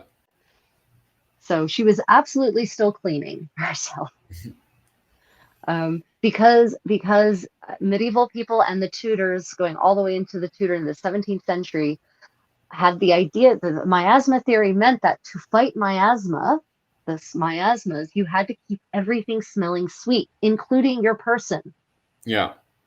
you had to cover the room in sweet herbs. The Robert Dudley, the royal favorite, right? Robert Dudley spent in 1 month, he spent 1 pound, 16th century pound of silver on herbs just for his bedchamber. Mm. That's a lot of money. That's a lot of money. That's a Yeah. lot of money that he spent on just sweet smelling herbs. So what that means is that you're not going to let yourself get all stinky and dirty with time. You're going to clean yourself regularly so that you are not stinky, because you don't want the miasmas to get you. You want to fight off the miasmas, because there was also this idea that if you smelled bad, the miasma would be attracted to you, right? So That's another one I find very interesting. Is somebody brought up Japan there and the bathhouses over there, and they weren't closed and stuff. I remember a quote because you know how there's always that constant argument, and it's a part of the whole Tudor argument as well, is that Europeans don't know how to bat, blah blah blah blah blah, right? So that's from the very very ignorant bad perspective. And then to further argue that as well, to support that argument, we'll always talk about the bathhouses in Japan, how when the Portuguese arrived, they thought the Japanese were going to boil them alive. Have you heard of that one before? yeah, yeah, yeah. Mm, Well, and that's because by that point, it's funny about the Portuguese, that because the Portuguese had bathhouses from the Arabs, from the yeah. Moors who ruled the That's what I Iberian was thinking. Peninsula, Like, right? So why they is this story on about? Like, so they had a bathhouse culture, but again, it's entirely likely they were closed down as part of the fear of syphilis, mm, because it took. And I think my I haven't actually looked into this lately, but my kind of casual theory about why suddenly syphilis becomes a plague level, a pandemic level problem, is because there's a new strain, right? mm, The strain that had been in Europe anyway for centuries and occasionally infected someone who is vulnerable, it morphed, it evolved, it achieved next level status, and suddenly we didn't have a resistance to it anymore. That's my theory on it. That happens okay, all the time, yeah. right? It's common. It's something that before wasn't really tragic suddenly becomes tragic, and Yeah, then because one of the recent arguments is the blame on the Lanzknecht. A lot of people are blaming the Lanzknecht, especially yeah, the yeah. sacking of Romans. Oh, yeah, you're just kind of chucking it to the side as well, which it should be more complicated than that. A lot of people find these Right, conclusions and they're just like, oh, well, that was clearly the strain. And I think lately the Lanzknecht and their sacking of Rome has become a massive blame for it, that they went to Rome, sacked it, and then the syphilis that they had gotten from the brothels in Rome, then they spread it throughout all of Europe from there. right, sure. Mm. But it's like, if again, we act like Rome was this little island that no one ever went to and no one ever came back from. Which was in the center of everything. Yeah, And, yeah, yeah. like the pilgrims didn't go to Rome on pilgrimage and visit the brothels before going and finishing their pilgrimage where their sins would be forgiven, right? Yeah, Like that didn't happen. yeah. So I don't buy that. Somebody, yeah, somebody actually made that point. I think it was Dan Snow was actually saying that on, was it Medieval Irish? Oh, sorry, Medieval pod. What was it? The English Medieval podcast. What's that called? Gone Medieval. That's the one. He was on God Medieval, and he was actually pointing out that for a lot of these pilgrimages, especially going over to Jerusalem and stuff, they'd spend a small period of time in church and stuff, but other than that, a lot of them treat it as a holiday. Like that's what it Yeah, was for them, was a holiday. absolutely. And 100%. exploring Yeah. around the place, buying relics and all that stuff, that was their holiday before running. From our modern interpretation, it could be seen as a holiday. I Yeah. know there's still differences there, but you're right. Like some of them, especially at the letters I was saying there about reviewing the women inside the brothels and stuff, it's very holiday perspective. Yeah. Yep. I know people once asked me, they said, is there a medieval idea of vacation? I said, well, yes and no, Yeah, right? It's that's not, they didn't look at it initially the way we would, like, okay, I'm going to go take some time off now. They didn't view it mm, that way, but a pilgrimage doubled as the closest thing to a mm, vacation, because they were tourists. They were yeah, absolutely tourists, right? And so mm, what is a tourist going to do when he focus on when he is in a place like Rome, which is mm, famed for its pilgrimage sites, but also its more Ancient Rome salacious side. offerings, right? It's salacious offerings, right? So what are Mm, they going to do? So don't tell me that millions of pilgrims across the entirety of the Middle Ages didn't go to the brothels and bring home whatever it is they found there. yeah. I'm sorry, I don't buy that it's the Landsknecht who did that. That implies that Rome was somehow walled up and completely isolated for Mm, centuries. I don't think so. yeah. That makes perfect sense from a much more educated perspective rather than somebody who's looking for a quick Right, conclusion. sometimes, yeah, right. Mm, It's never it's almost there are almost never easy answers to this kind of thing. But from a pathology perspective, a virology perspective, or bacteriology perspective, syphilis is a bacteria, right? Uh, mm. sorry, I don't whatever it know, to is. be honest. From a Go on. from a pathology perspective, it just makes more sense to me that the strain of the pathogen that had been there for centuries just evolved. It did Mm, what some diseases do, and then the evolution allowed it to thrive and was real bad for us and still is real bad for us. Oh, it's got to be a bacteria because you can take antibiotics for it, I think. yeah. These Um, days you can. There is various, yeah. depending on the strain, there's various So cures it's and got to stuff. it must be a bacteria then. Yeah. Anyway, Because I think it that's not my was, specialty. yeah. It was more, it was my wife, Yuki, actually wants to specialize in it before COVID and all that kind of stuff kicked off. We had to go over to Japan. Yuki still wants to specialize on that stuff, although she's doing her newspapers on the Silk Road and stuff. She's Oh, spending, Silk Road, great topic. yeah, she's Yeah. that's why she keeps talking about the Ming Dynasty so much. She's absolutely in love with the Ming Dynasty right now, and she's like, we have to go to the mainland for Christmas to do a whole load of her exams and stuff for college. And by the way, she's doing this part time as well. Still she's doing her full accountancy work as well. So God, she's working so hard right now. But Ah, so Japanese of her. yes, modern woman, huh?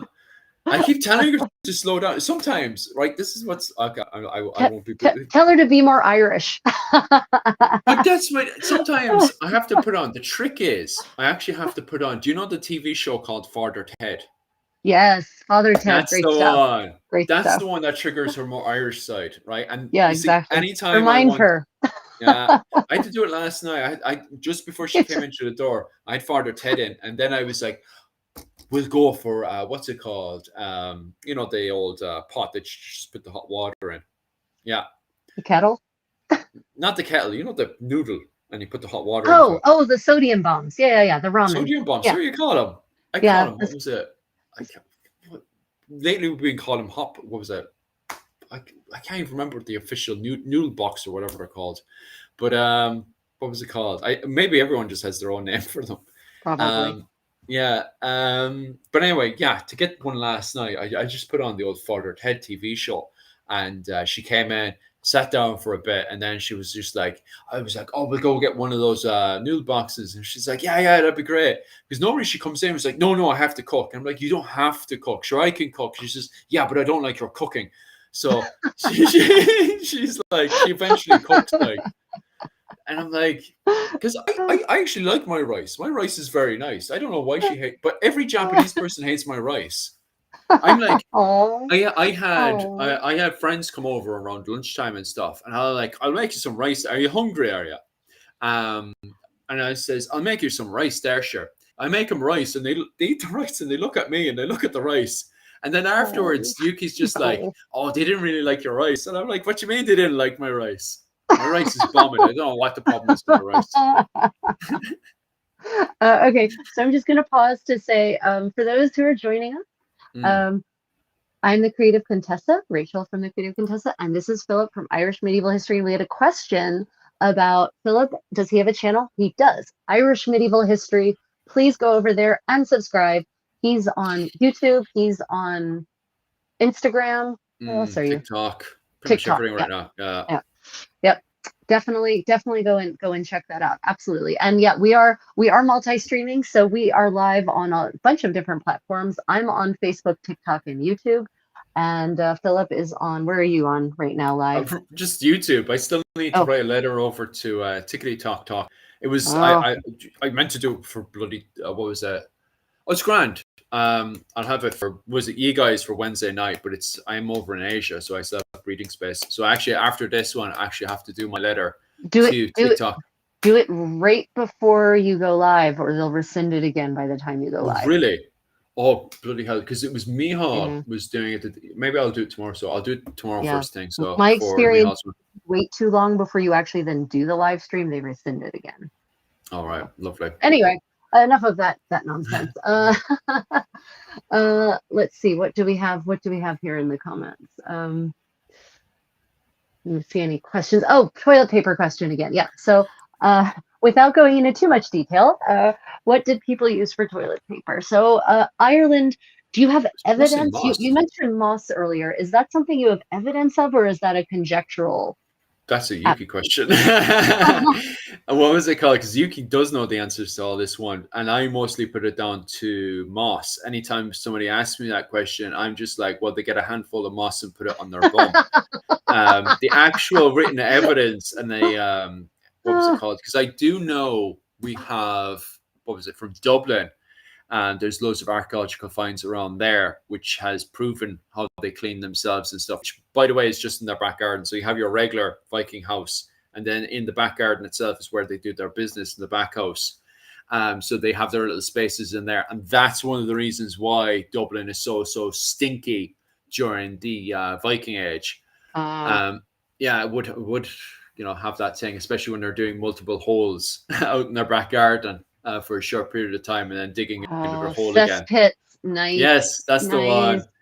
But you find so many. Yuki loves cesspits. No, cesspits, let me tell you, for archaeology and material culture, cesspits are the best thing for it, because they really just throw the most random shit into them. It's like, you threw your old pair of shoes into the cesspit.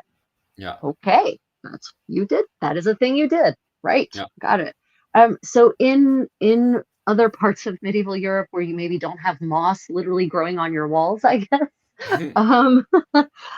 we know that they would have a cloth, a rag, basically, sometimes a bucket with a rag next to the privy.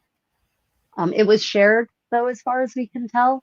And I say as far as we can tell because this is not something that I've ever actually seen documented in writing. It tends to be referred to more obliquely in sources. So, we do have that fantastic book of Nurture, which actually discusses almost every aspect of hygiene, except for that one. It doesn't discuss. It talks about the Lord and how you're supposed to get him a chamber pot if he needs it, and how you're supposed to empty the chamber pot. And it talks about laying a beautiful cloth on the seat of the chamber pot so that his derriere is comfortable.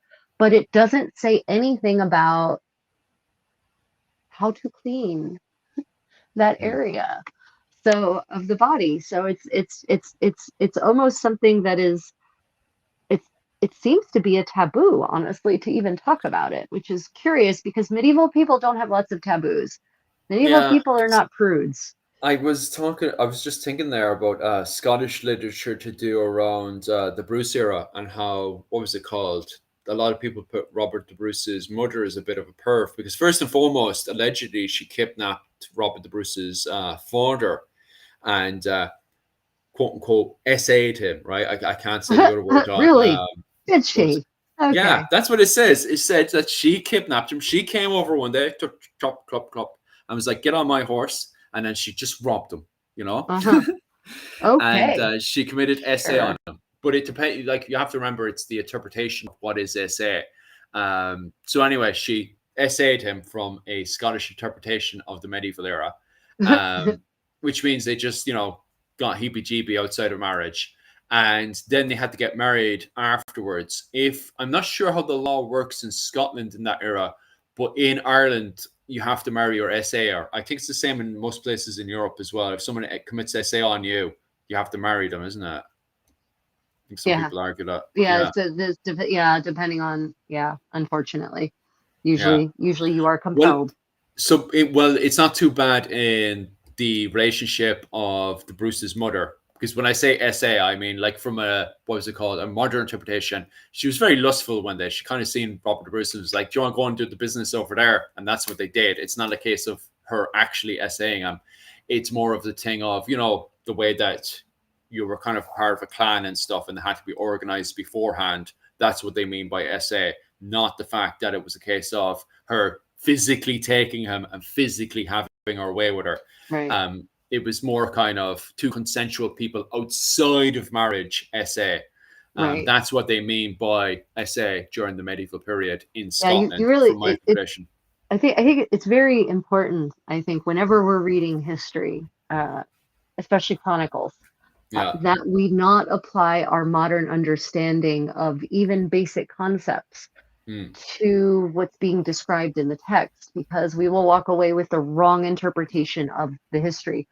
For instance, Lancelot, I was reading this terrible, terrible post in which someone tried to, basically a little mini essay in which they tried to argue that Lancelot must have been trans because of the way he's described as being very beautiful and having beautiful soft skin. And I'm like, that's because in the 12th century, it was desirable that men be beautiful and pale and have soft skin if they were knights and noblemen, not because they were trans. That's, you can't apply the modern idea of beauty and attraction and what counts as attractive, but also because the translators translated from the French, where the word for handsome and beautiful is the same, and they apparently made the choice to translate beau as beautiful instead of handsome, right? So again, this brings us back to the language, but it underscores what you're saying is, yes, so Robert the Bruce's wife apparently was forward and initiated the encounter with this man, and Bruce's father, right, and that's viewed from a certain lens because she's a woman and the aggressor as being, I said, essay, but is it actually not from a modern interpretation? exactly? No way. Exactly. Because that's, if we were to look at it from a modern perspective today, especially a woman, today in the 2025, a woman cannot, commit essay on a man. That's impossible. No one can do that. No woman. Okay. Is what most people say these days. Not me, obviously. But what was it called? What was my argument again? No, it's the fact that in our modern interpretation of that, it would be the case of just two people having casual, consensual, right, consensual sex. In 2025, we don't even ask if they were married or not. It's just right. not We don't something care. that comes into our mind. We don't care. I'm pretty sure it was a topic in the 80s. I think some people, 80s Ireland anyway, you'd have people going, outside of marriage. Oh, Jesus. How shocking, But it's more tantalizing as well because in the same period, and I think some people have said Bruce's mother was into that sort of literature as well. There's some literature that's very descriptive, sex-wise, that goes into the proper detail of two people having consensual sex, like shockingly going into the detail. Right. Like it's a full-on erotic book. That's what it is. Right. It's an erotic book, guys, Right. So allegedly Bruce's mother was into that heepy-jeepy stuff. Now, I haven't actually gone down that road and read it. I've just heard rumors that she was into that kind of reading and literature and stuff. So when you say that people are a bit funny when it comes down to talking about taking a poo, yeah, it is funny. Like, yeah, it's like we can talk about everything else, like literally everything else, but not that. Okay, sure. But maybe it depends on the writers, because I don't think monks are writing erotic stuff at the time. I think it's just, people outside the church. You don't think so, huh? Well, except for the Bible. The Bible's kind of fun. Yuki always brings up the Bible. Okay, but who's copying a lot of those romances, right? Like, okay. Yeah. I mean, they might not be the authors necessarily, but they're copying, and I'm going to bet they're enjoying as they're copying. Yeah. No, they're not. They're good monks. They probably don't even understand what they're reading. If they did, they'd be shocked and they'll burn it, Yeah. So back to the topic of hygiene. Right. What happened there? That was a sharp right we just took there. Right. Well, I mean, we're sort of vaguely there when we're still talking about poo and pee and Mm, how to clean up after it. But it comes back to the idea that people did not want to be dirty, and we know they didn't because there are so many manuals of health, treatises on health, on hygiene, spanning the entire Middle Ages from the first millennium going forward, talking about how to clean your hair, how to clean your teeth, how to clean your skin, how to get rid of different kinds of stains, how to make your body smell good, how to deal with bad breath, how to make your room smell clean. There's this Book of Nurture, which is a guide on how to be the best servant you can be from the 15th century. And it mm, continues well it keeps getting reprinted into Tudor England. There's copies all the way up to the end of the 16th century being printed. And it tells the servant how to set up the perfect bath for mm, their master. Right. So even if you can't get a bathhouse, you can still set up this perfect bath. And it's so detailed. And it talks about how to make the bathtub comfortable, how to drape cloth on it, how to stack sponges so that he's got a nice cushion on his back, how to drape the canopy, the soap that needs to be made available, and a special sponge for that, scenting the water, the kinds of towels you need to lay out so that it's all nice and ready for your lord when he's done bathing, right? So there's lots of attention is given to staying clean regularly. I think honestly, I can almost guarantee it, 16th century people probably wash their hands more religiously than most Westerners do, despite having supposedly been taught to do it during COVID. You mm. know, how many people do you see go into a bathroom and walk out without actually stopping by the sinks, huh? Be honest. Yeah, this is good for you, right? Like, which is wild given how where the hand goes next. Like, Yeah. fun times. So yeah, even the Tudors, despite the closure of the bathhouses, which changed how they cleaned but didn't get rid of the cleaning, they were Mm, still super focused on it. And one of the weirdest ones, weird is the wrong word. One of the interesting ones that might sound like a modern spa treatment is dry bathing. okay. Oh yeah, So yeah. did they have this in Ireland too? Yeah, there's dry bathing. We have records of dry bathing as well, where a person just gets the cloth, isn't it? The linen cloth, and Yeah, they just yeah. rub themselves and they Just rub the rub dirt on of themselves. it. Yeah. Can you mix anything else? Because I think I came across somewhere as well where you can mix something into linen and then it goes into the armpits and stuff to help remove the dead skin and stuff. Because you're ultimately just looking to get rid of the dead skin, isn't it? Yeah, and any dirt that's on your skin, but yeah, it's basically exfoliation, right? Yeah. It's like a spa treatment. Um, yeah. Let me see. What could you mix in with? You mean weaving it a hemp?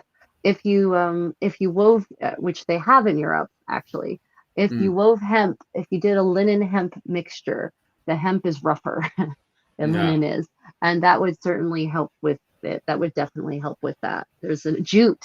Jute is another one Mm. that's really rough. That would, mm. But Because like the even reason why, just being dry, just mm, the act of the linen being dry and possibly starched, yeah. uh, and rough. If it's like a really like I actually have here a pretty coarse weave linen that if it hadn't been laundered in a machine to make it soft would probably be pretty exfoliating. Mm, mm, mm. Yeah. Fascinating for sure. Yeah, so Ba, ba, it's ba. interesting that they were also dry bathing in Ireland. It's actually, according to the Tudor sources, very effective. Yeah. And the thing that I should point out, and I read this and it was something I knew, but I didn't really think about it. Philip, you keep talking about your plastic shirts, right? Yeah, yeah, yeah, yeah. Yeah, we also have plastic socks and we also have plastic shoes now Yeah. because of all the synthetics, right? And none of this is good for our skin. None Well, of it's it is bad for good for everything. bad for everything, but it's definitely not good for our skin. And so now we have all these foot fungus infections Okay. because we're not wearing breathable fabrics anymore, Mm. right? But what are people in the Tudor era wearing on their feet? Do you know? Leather, isn't it? Well, they have Yeah, their woolen socks and then leather. woolen socks, woolen stockings, and then leather. Exactly. So possibly silk, but either way, natural fibers that breathe, and leather also, even though it doesn't breathe very much, but it doesn't hold the moisture in the way that our synthetic shoes do. Yeah, So it's very they true. they didn't even have to deal with half of the shit we have to deal with because we've made bad choices about the materials we will use in our modern life. Hmm. And linen and wool, linen is especially antibacterial, Yeah. actually. So just by wearing linen against your skin as your base layer, you're already, several steps ahead in the fungus fighting game, which Hmm. means that people might not have actually had the kind of body odor problems a lot of modern Westerners do. Okay. That's very, very, very fascinating. Okay. Now you're going into conspiracies. You're gonna have conspiracies now in a second. I mean, it's not conspiracy, it's science, right? It's Well, like the it's problem science. is that there's not really a smell coming from people from Oh, Eastern okay. countries, But and yet there is in the West. yeah, yeah. So And yeah, but have you noticed Japanese people don't sweat, do they? Because well, Koreans don't sweat, like, yeah. ever. Well, Koreans are even. You see, this is where you're going down the conspiracy theory because, as you hit the nail on the head there is a certain sweat that comes out of Japanese, which Koreans do sweat and smell, obviously, but it's so No, small they don't. compared. Mm, They do not. I don't know why they aren't all dead of heat stroke. It yeah. can be 40 degrees centigrade, so 100 plus degrees. Mm, And us Westerners look like puddles, right? We yeah. are like water features walking around pouring sweat, and they're not even glistening. Yeah. Yeah. I don't understand how that works. Yeah. I've heard of that before as well, which is completely crazy. Like, what the hell is going on? What the hell are we eating? What the hell is in our clothes? Am I on fire? Am I okay?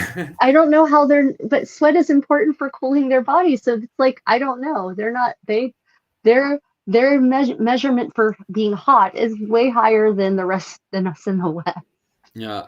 Well, it's also very true because one of the first signs that I'm getting, what was it called, a heat stroke, is sweat. When I stop sweating, the moment I stop sweating, Yeah. especially in the summer months here in Okinawa, I freak out. Like the moment my wife Yuki sees it as well. The moment I stop sweating, because I'm white and from Ireland, we all start panicking because it's like, oh Christ, why are you stop sweating? Do you know? Right. Yeah. It's a Um, bad sign normally. really here, like it means I'm going about to die.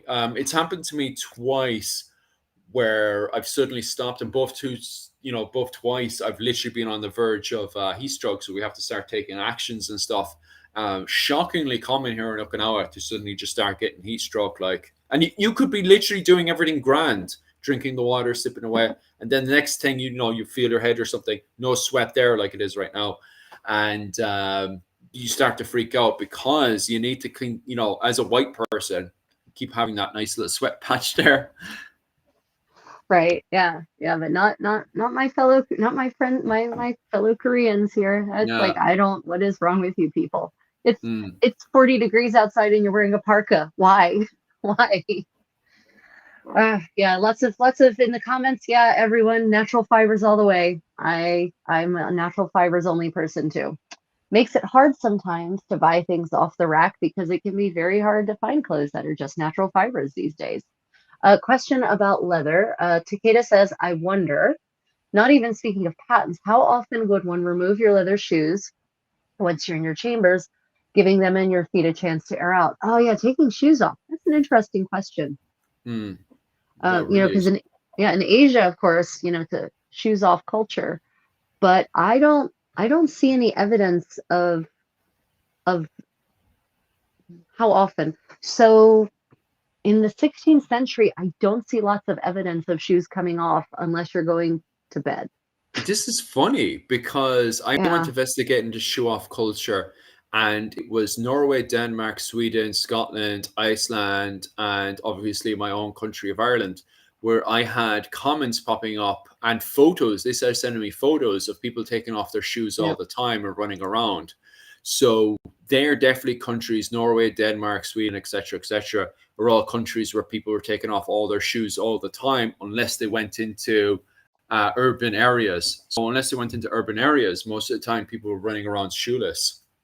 And they have photos and paintings to back that up, because originally, you see, I posted up shorts a few times talking about how the Irish aren't savages because we run around with no shoes on, that we actually have shoes for when we go into urban areas. It's just like, especially because it was the Ramblin' Kern went and he put on his Tudor kit, and he did an experiment running around with no shoes on in the Wicklow Mountains, and he found out straight away.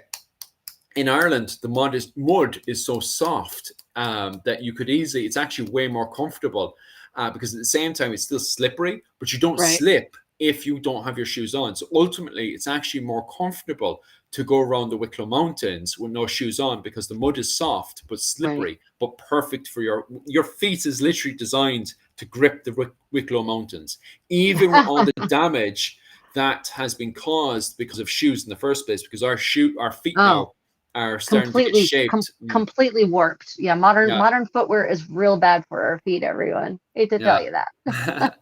So he found, even with the warping to his feet, that he could still grip the ground absolutely no problems.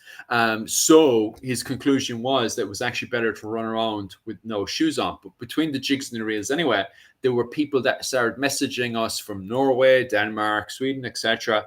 And they started showing pictures of their grandparents with no shoes on, just running around the mountains all the time. That if it was just day-to-day thing, like even the mother doing the laundry outside and stuff, she wouldn't even put her shoes on. She would just walk outside, do the bits that she needed to do, and then walk back inside the house again. There was never a thing of just putting shoes on the way we would do today. Right. Yeah, that makes sense. It's, it's in Tudor England, it seems to be a shoes on culture. Yeah. When you're inside. In the 15th century, you sometimes see you do see men and women who have taken their shoes off and they put on pattens, pattens, insert leather pattens, what you might look at as Birkenstocks or flip-flops or something, right, over top of their hosen. But and by the time the Tudors come around, their shoes have double soles and they've got heels and everything, so they're more like what you would recognize as modern footwear. And I have seen no evidence of Tudors taking their shoes off when they're inside. Yeah. Is it a case of a European perspective of shoes civilized? So they're constantly portrayed as civilized people compared to more Scandinavian cultures and stuff where that idea kind of isn't really there. Like, is that what's going on? I certainly think there's a prejudice about what counts as civilized and what doesn't. But I think it's also a question of the practicality of the literal environment in which you live. Like you said, in Ireland, you go out bog trotting, and you're going to be punished if you're wearing shoes, probably. Right? You will pay for doing that, because you will not have the same kind of grip and ability to move around, and also you're going to trash your shoes. Yeah.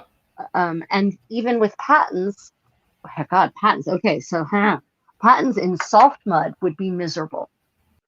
Deep mud. It's one thing if you're just if there's like some dirt and some mud puddles, but if the path is relatively hard.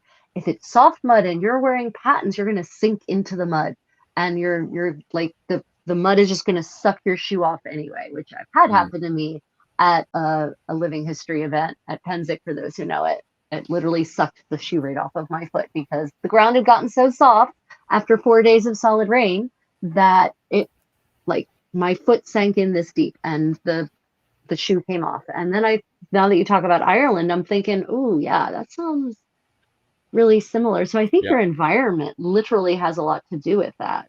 Yeah, big time. Whether it makes sense or not to actually wear shoes out there in the mud.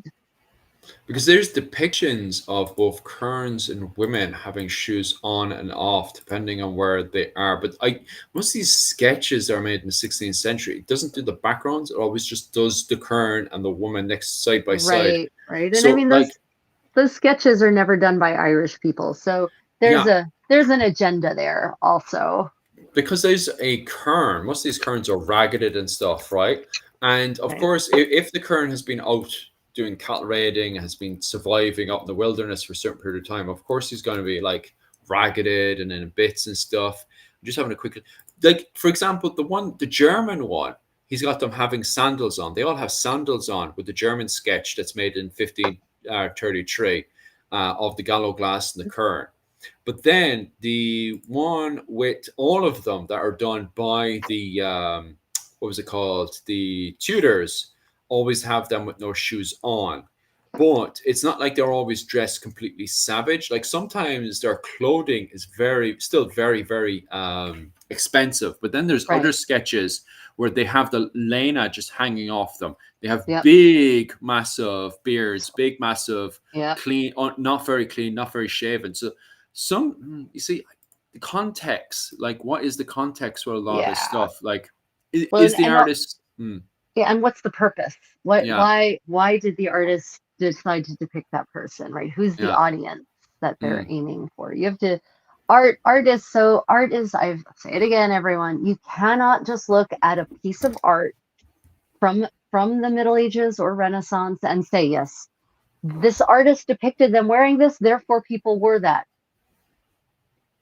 No, you cannot. Just like you can't trust AI now. Just like you can't look in a magazine, you can't look in Victoria's Secret and say, that's how women dress. Totally. Right? So you just can't. You have to know the context. You have to know the story that is being depicted. You have to know the artist. What if they are typically just depict people that way because that's how they like to depict people, right? There's lots of issues with just using art for fashion interpretation. Definitely, for sure. Okay, so is there anything else we need to cover with the whole about 16th century? I think we covered pretty much everything right now. Obviously, if it continues to elaborate, we'll find specifically a specific argument, because right now it does seem that when it comes down to the 16th century and all the arguments to do with batting and everything, it seems to be mostly pinned down. Not pinned down. It seems to be mostly just still up in the air and stuff. So I'll keep an eye on it and see if there's any specific arguments that pop up when it comes down to batting and hygiene in the 16th century. But I think for the time being, we're grand as long as we've talked about the basics and stuff about it. Is there? Oh, sorry, Ryan just came in. What? Evidently, Oh, that's grand. The family has been hiding jewels for 100 years. Some of them might be medieval. Okay. They just are releasing them now. Yeah. So there's the next week, the Medieval Buzz. Apparently, there's a family that's been hoarding jewels for the last 100 years, and some of them are medieval. What? Yeah. So they started releasing them. So we might actually have medieval jewels that have survived, which doesn't often happen because they nearly always get melted down and upcycled into something more fashionable. So teaser for next week. Yep. Ooh, but obviously, if there's any arguments, debates, anything you guys need to send over to us, definitely contact us over at Instagram. Instagram is only the best place to message me. Where's the best place to message yourself? Messenger or Facebook or Instagram. I keep a close eye on both. So whatever you're most comfortable with, I can be found on Facebook and Instagram. You can also message me through TikTok, and I sometimes see them. And if you want to support the channel, because I'll tidy up there. I don't think there's anything else we need to cover, so I can tidy up now. We're good. Yep. So if you need to support the channel, if you'd like to support the channel, please, you need to save my life. What was it called? Definitely head over to my Patreon. Obviously, send whatever you need to send. Or if you want to be a part of my classes that I do, every Sunday night, Irish and American time. Or if you're living over in Asia, that will be the following morning. Anyway, regardless, every Sunday night I do classes on Irish medieval history. This week we'll be covering Prince John in Ireland. Old evil King John. He's going to be popping over to Ireland. The most maligned king in English history. Oh. He's so evil. He's so evil. What he does in Ireland is just sadism to the max. Anyway, Prince John shall be coming to Ireland. This week on Sunday. So we'll be covering that over on my Patreon. So if you're interested in any of that kind of stuff, definitely head over there. Rachel, what's the best way to support your channel? Yeah, so I've got lots of ways because not everyone likes the one way. So if you would like That's to true. support my channel and my work, I have a Patreon. I also the Creative Contessa. I also have channel memberships on YouTube and now Facebook memberships also if you'd like to support my work through Facebook. And with all of them, exclusive content made available only to members and patrons. And of course, my private Discord server where we chat about things, where I share extra content, research papers that I find, books that I find that would be of interest to the community, and we just generally support each other. So if you can, that's great. But you know, times are tough, guys. I get that. Philip gets that. Mm. You know, and so we totally understand that not everyone has spare cash just lying around to support crazy creators like us. So Yeah. we're just happy that you are here with us, participating in the live stream, hitting the thumbs up, hitting subscribe, asking great questions, participating in the conversation, and supporting us as you do just by being an active part of our community, don't we? Oh, for sure. Definitely 100%. It's a huge, huge help. But other than that, guys, I think that's pretty much us done. If you want to Yeah. finish up there, Rachel, because you're Yep. the one running the old stream That's there. true. That's true. Well, thank Good you. to steal away with you. Thank you everyone for joining us for this week's Medieval Buzz. There will be another Medieval Buzz next week, same bat time, same bat channel. Until then, everyone, stay creative. Bye. Slán go, yeah.